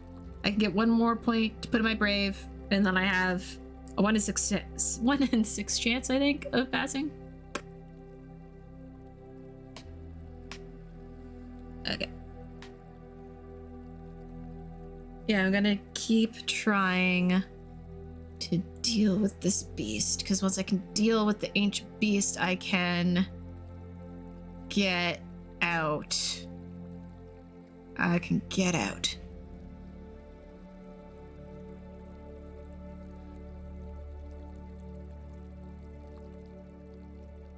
Okay. After you are fully leveled up, so I've already put in 3 skills. Okay. So technically, I can only fail. Yeah. So now my brave is at least 6. This is gonna be interesting. Zenless Night. Okay. And took away my last spell point. Whatcha? A cool. The King of Spades. I'm getting left with all these big face cards. So it's been dark. It's been dark. The forest is not happy. The animals are kind of scared. The people are very scared.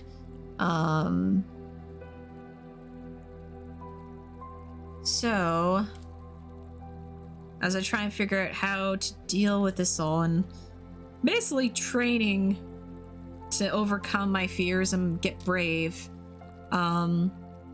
Now with this darkness and it getting cold, the wind is just howling, like practically growling all through the day and night, whipping up clouds of dust and stripping the trees of their foliage, which already kind of stripped because of the bugs. And when I try and talk to villagers who come to me with their concerns, it seems to just overpower in conversations. Gain additional wild point when you discover the cause of the wind's frustration. I get it. Well, I gotta be brave. I gotta brave the winds. I'm gonna scream at it. I don't know. All I can do is be brave. And I got a 1 in 6 chance to be brave. I was so close as a 5, so no. I cannot scream into the winds. And I cannot placate it.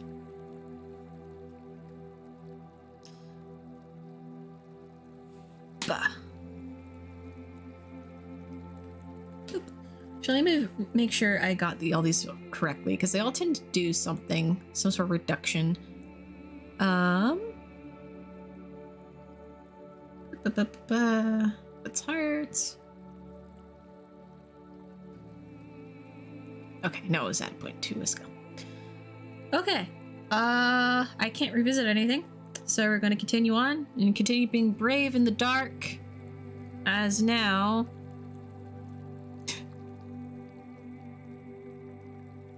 What? Okay. Okay.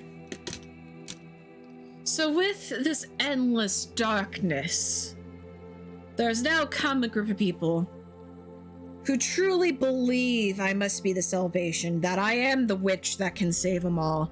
And every single time they have a little tiny weeny problem that just the most basic of people with no magical means can solve, they come to me. And they just want a magical solution. They want a magical solution for everything. I only have one magical solution left, but I'm not going to give it to them. I'm not. So I'm going to show them with my might and just not even use any magic or anything. I'm braving the darkness to show them that you don't need magic to brave anything. The 6, that's a 10. Yay! Wild point. Oh, boop. So.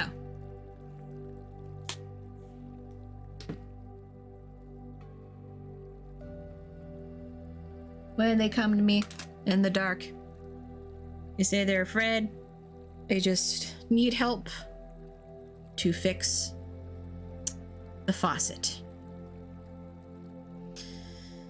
All right, let's go to your house, avoiding the slithering that's happening outside the doors, and fix the faucet. And I do, because I am just so done. So done. Don't be a fan club. I'm not any sort of figure to be a fan of. I'm just a witch trying her best, and I don't even know how to stop the sun from being tired, apparently. Or the wind howling. It's been... What does the wind do? It makes it tough or something, didn't it? I should have double checked that. Oh,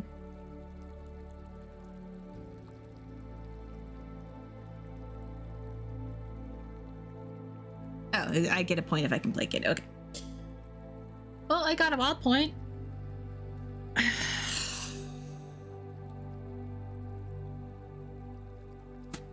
I haven't maxed out my skills, but I put everything into clever that I can from revisiting events. I could just use my last magic, and maybe I will.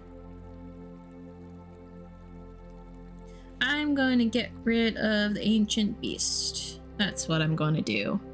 Because it's been a problem. Forced me to just be brave all the time. So that card was the king. So use my last magical solution to placate the beast. And now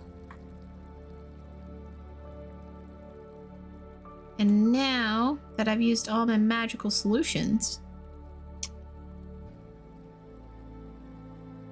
here's a thing. Excuse me. If you cast 6 spells over the course of your game, go to the last drops page. What's the last drops? Oh. You're not required to restore your depleted magic, but in order to do so, you must fire harden a staff cut from the cosmic tree and quench it in blessed waters. This ritual can only be cast when your magic is completely depleted. You cannot complete this ritual if you are cursed against fire, or if the waters... Okay, thank the tree that I placated the fairies, so I'm not cursed with that anymore. If you decide to use this ritual, discard 3 cards from the top of your deck. You cannot suffer the consequences or benefits of these cards because they were never drawn. Therefore, they cannot be revisited. In fact, these cards represent the mystic forces that emanate the Starlight Forest. Until the woods are healthy, overdrawing from this font of power will drain the magic out of the world forever. Spend your spells wisely, Hedge Witch.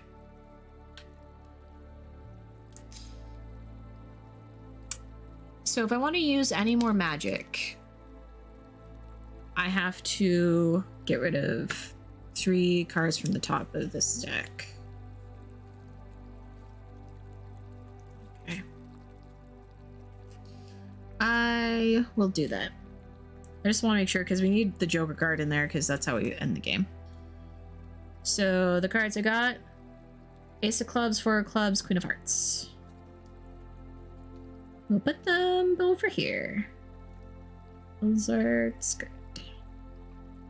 Or is it supposed to be that pile, or is it? Okay, hang on. This is where it isn't clear. From the top of your deck, you cannot suffer the consequences or benefits of these cards because they're never drawn and therefore cannot be revisited. Maybe it's this pile?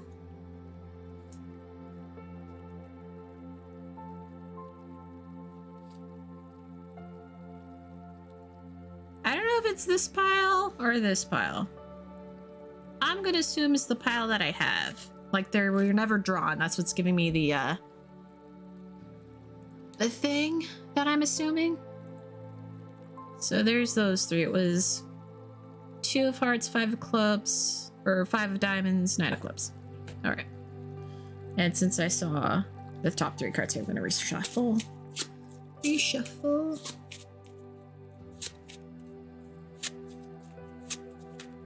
Okay. Boop. Now, I gotta be careful because I am on one last round of magic, basically. But there's that. Alright. So, solved the ancient creature problem with magic. I created tremors within the earth to simulate the sinkhole kind of refilling itself. And I can hear the rasping of the creature as it seems to dissipate into the depths of the hole. And after some day-nights, I don't hear any more movements of the creature, the ancient beast, or any rumblings from deep in the earth. So, moving on to solving problems, being able to be clever about it, but we can be strong too. I've gotten brave. I can be action-oriented. I think after a year of dealing with problems, I'm just an angry little witch. So 8 of clubs. 8 of clubs. Did I read the wrong fan club? That's not right. Hang on. 9 of clubs. It was 9 of clubs. I flipped it. So we're going to reverse it because it's the same rank anyway. See, my brain sometimes reads a different line than what it's meant to read. All right. So the river has started to get warmer, which is odd because we're now in the winter season. We're basically done a full year. We're in winter season, and it's getting a lot warmer than what it should be. And it's causing the fish that have been wintering down in the further into the southern reaches of the river to come back up and migrate elsewhere. And all the other animals are thinking of following them to these areas because, hey, if it's winter and it's warmer elsewhere, why not follow that? I don't blame them. But there must be something disrupting. So we gotta figure that out. So should I use... We really don't have anything in Brave. We have like 2 cards in Brave.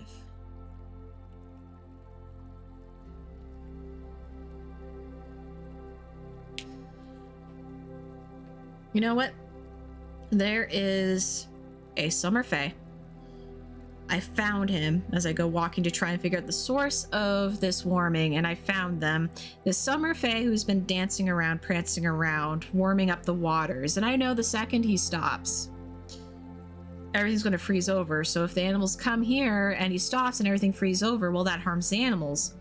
So I go forth towards this Fae and I'm just say, hey, you can't be here. You can't be doing this. You're going to hurt all the animals here.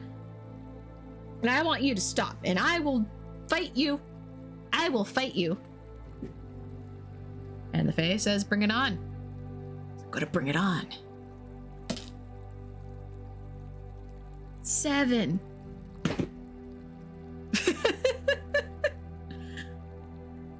The fairy, like, backhands me.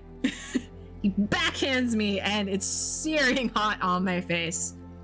Not just the pain, but, like, it's more of his touch actually seared my face. I'm like, ah! Damn it. Okay. No, don't bring it on. That hurt. Alright,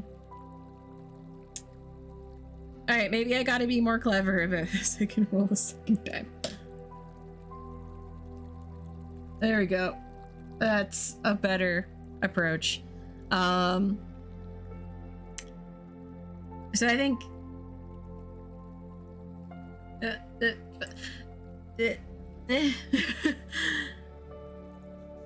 So I realized, you know what? Fine. We want to warm, we want to be frolically, fine. And I go and get us to the snow that's still over off to the sides where he doesn't warm it up, make a snowball. And now I start just pelting this fairy with all these snowballs. He starts freaking out. And then he runs away. And then I go and try and find the winter phase that come when it's snowy and tell them about this kind of summertime fairy that's shown up and was melting away their stuff ahead of schedule. The deep offense that is amongst the Fae people, you know? You gotta let them know. So, with that bit of information, they rightfully go after that Fae and teach him a lesson. All right, let's revisit one of these problems.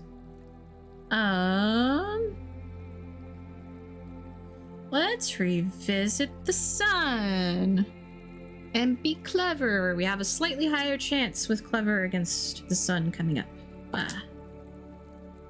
No, the sun refuses. He's very tired. So tired and so unwell. Fair enough, I have those days, those weeks, but we need you, son. The winter is getting long and everybody's freaking out. It's diamonds.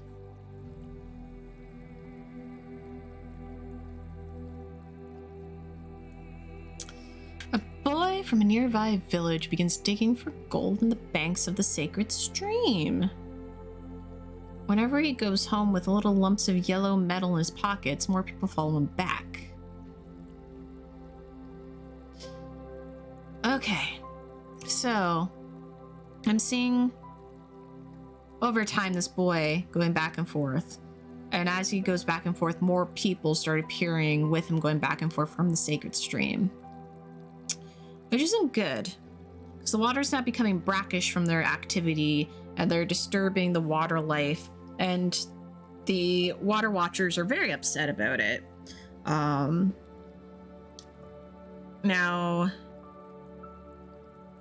of course, the snapping turtle Frank wants to do his thing. He wants to get aggressive. This is going to be hard to say. Let me switch dice. It's been a while since we switched dice. Let me switch dice. What dice can I use now? Let's use these dice. So, wow. All right. The dice fail me.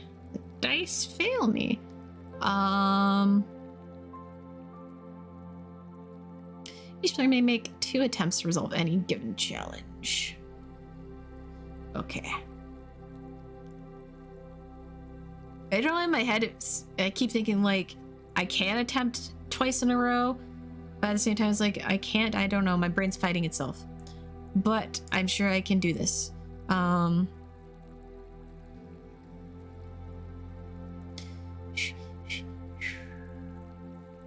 Okay, yes. Ah, yay! Second attempt worked. So, my first clever attempt,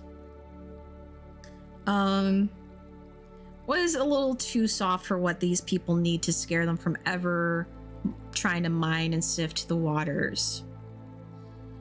So for the second time around, I talk with the critters of the water watchers, or the river watchers, as well as the owls and the crows. We need to make this kind of a bit of a spooky spectacle to really scare the people as they're sort of overdrawing from the rivers, and these are sacred rivers. So I teach the crows some mimicry, some words they can mimic back to the people, like sacred water, do not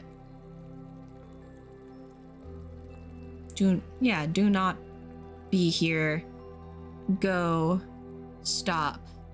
Just like a lot of little words like that they learn what a good order is. And the animals start acting kind of in unison to flock around whenever the people approach, and they start getting freaked out.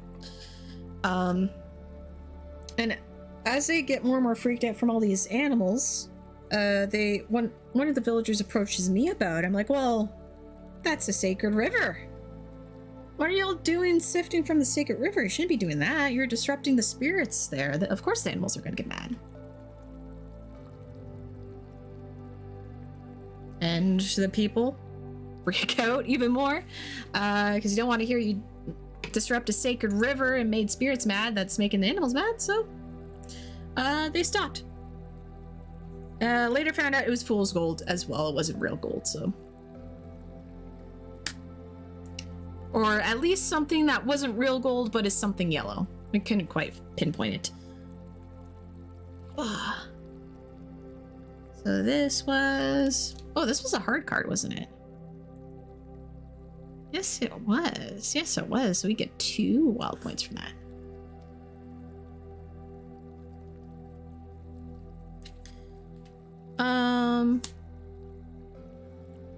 I'm gonna revisit, actually. I'm gonna revisit the cougars. They've been staying with me for a while, and I've been trying to protect the cubs from harming the village flocks and helping the mom recover from her injuries. So we can attempt this twice. But we don't need to. So over the course of that time, I do manage to bandage up the mom. She heals and recovers. And I help her and her babies relocate to a new den that's a good distance away so they don't get tempted to try and hunt the flock anymore. And with them safely away, I do not have to worry about raising the cubs or a forever injured mama staying in the Starlight Manor. So that was a diamond, I believe. Yes, it was the queen. Yay! We drew the Joker, the last one, which means the game comes to an end. We almost finished the deck here. Okay. So let us go to scoring. Game is over when you draw the second card. So we know high value cards are 12, 13, 14, and ace. All other cards are their numbers. Okay, so we're now in sort of a number crunching a bit. That we have to add up everything. So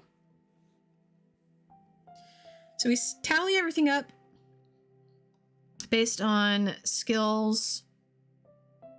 I can tell you right now, my clever is off the chart. I've used 6 magical solutions, so we have to minus that out of our total from each of your skill solutions. Okay. So luckily I've only used 6 solutions, so it doesn't put me in the negative for the brave, because my total in brave, even with only 2 cards, that would have been bad if I had nothing, is 13, so that brings it to 7 for brave. And then for, oh god, I have to count. Oh god. That's a lot of cards. I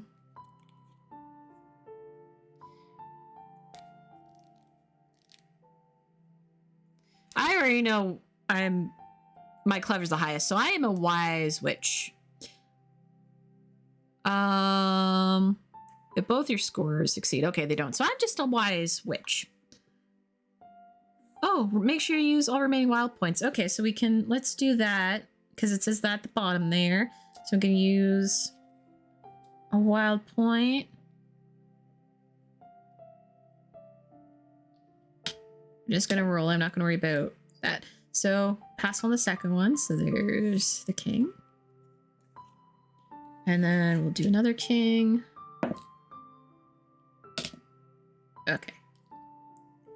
So only got one more card of that. Alrighty. So let's go to our wise witch ending.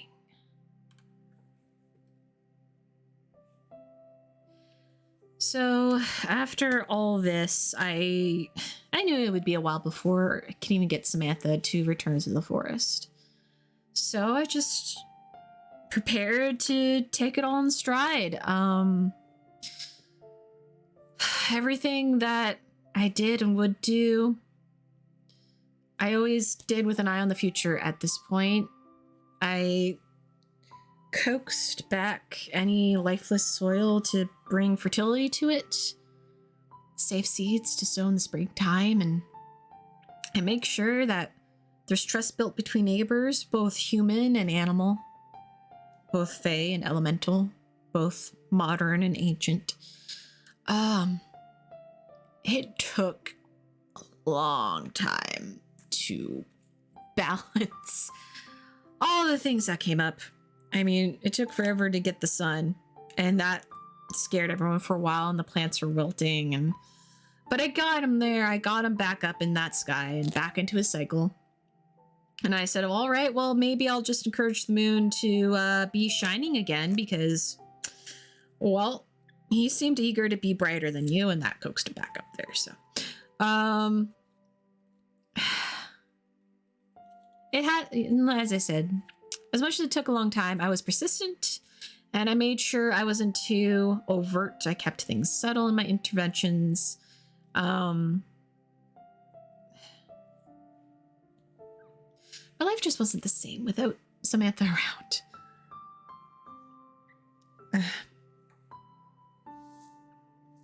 Without Samantha Headaches, like, everything's less magical. I mean, she is the wood, basically. She is the forest.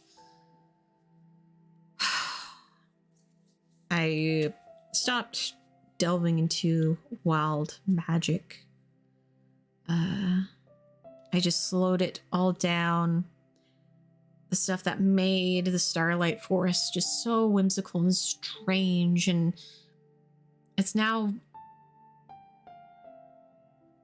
99% mundane. The animals are no longer these whimsical, ready to have a tea party with you kind of Alice in Wonderland adventure. They are simpler, but at the same time happier. I can't have conversations like I did with them before. But I still understand their needs. And they no longer speak tongues man, though I do try and speak their language instead, as I have. And the fairy folks still play their pranks, but they don't show themselves to anyone anymore. I guess, in the meantime, if Sarah ever comes back, or Samantha, not Sarah, Sarah's in the village. I think she got married. But if, at least in the meantime, without Samantha, I am the current Starlight Witch, and every right of my own. And it'll be amazing, as much as a little more mundane, and now in a more provincial life, so to speak. We at least have a good life here.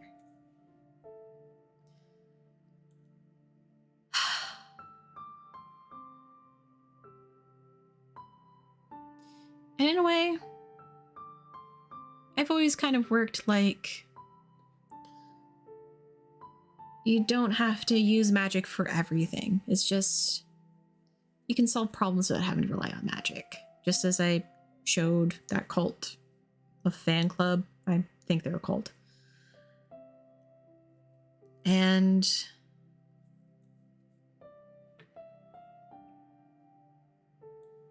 yeah, I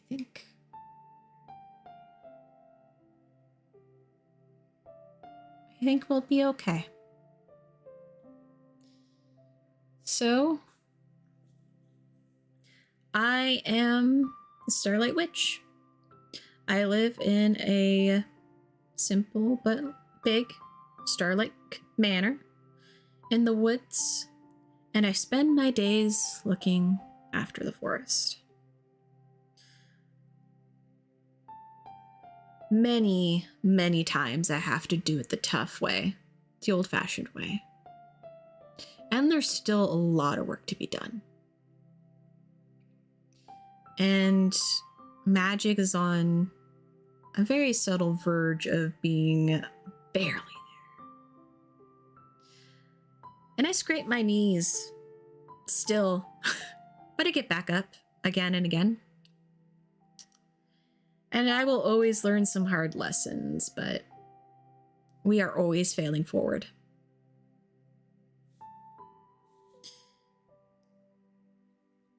And I'm just done.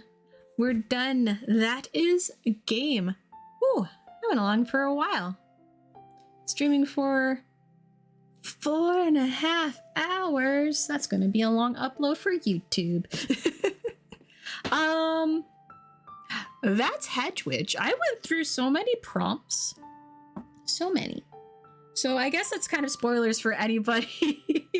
Though how you decide you want to interpret the events and how you want to solve the events is up to you, of course. So I always recommend, especially if you want to play with a friend. I can see this going a lot faster, of course, with a friend, because when you're two people pulling decks. Yeah, this was so cute and charming. I'm a sucker for witch-based stuff, magic stuff. Also the whimsy of animals as well. It's fun. It's fun. I got to be a little silly, little Easter eggs, especially right off the top. For anyone who didn't catch it, with the squirrels with the squeak and squeaks. Disney fans will know. And yeah, this was interesting. And like it actually said in the beginning of the PDF that you're going to feel a lot at the start. And I did, because especially when you have a lot of face cards right off the bat. Yeah. And since your skills are so low, the toughs, you have to roll a 5 or a 6 to pass. So yeah, but that was nice. So a little story of Clara, what she managed to, we only had 2 problems still left by the end of that, but we brought back the sun. That was the last card that I decided to pull for those draws. So we brought back the sun. It was just the caterpillars, which the real life connection to that is uncomfortable. And yeah, thanks. Let's circle back here. Thanks to Shedding Crow Press, who made Hedge Witch. If you are interested in Hedge Witch, you can find it on their itch, sheddingcrowpress.itch.io. If you were watching here live in chat, Hedge command code brings up a link directly to the page. Or if you're watching this VOD on YouTube, the link down in the description below. And at the time of this live stream and recording, Shouting Crow Press is doing a crowdfunder. We're, I think, entering the last few hours of it, because it ends on the 3rd, I believe, for their new game to be released. Let me get my tab up here. Ailing Away, sort of a romance, early 1900s, sort of around the time of dealing with illness, specifically tuberculosis. I will read it directly here. Ailing Away is a solo mystery game with a historical romantic element. It's like Clue, but it's meant for one player. And you get to kiss the subjects. Woo! So that is on their crowdfunder. So if you want to learn more about that too, make sure you look at their itch. They got the press kit. Find them, Shouting Crow on Twitter, which is Shout Crow Press on Twitter, at Shout Crow Press, as opposed to Shouting Crow Press. For other updates and stuff, in the direct link to the crowdfunder. And yeah, I hope you all enjoyed this playthrough. With all my first looks and my little quirkiness of being a little forest hedge witch trying to survive against all the problems that come my way. God, that damn goose. There's always something little I take from my games. I'm probably going to remember the goose the most from this one. Oh, the raccoons. I had fun making up the raccoons and what they were stealing. It may have to be raccoons with red trench coat. But yeah, so once again, thanks to Shouting Crew Press for this game. They're also local to me, so happy to support fellow Canadians and creators in the tabletop space as a Canadian performer and player and kind of writer. It's art. I'm there, but you just see me right now. And of course, thank you to everyone who stopped by in chat, who are here with me, throwing in their support and listening in. And if you are watching this on YouTube, well, thank you for watching this on YouTube. Remember to also follow me and stuff, because I do things, and if you want to be up to date on what games I'm playing next and when I'm playing, I usually play solo games Wednesday nights. If I'm not playing on a Wednesday night, it's probably because life stuff came up. But make sure you follow me. Twitter is best place. At Ghost Candle on Twitter. You can find my Ko-Fi if you want to support me, because I'm not sponsored for this. I play just out of my own interest to practice my skills as a performer and role player. So if you want to throw money at me for all the work I do, from the playing and the performing to the graphics you see, the overlays, because I make this based on the games I play. Support me. That's ko-fi.com/ghostcandle. Continue supporting me so I can make better and higher quality content as I develop and grow. I think that's about it. I said all my thank yous. So remember, my dear fays and fiends, remember to hydrate. Embrace the magic that is in you. Be wonderful with it. Hydrate. And I'll see you next time. Bye-bye.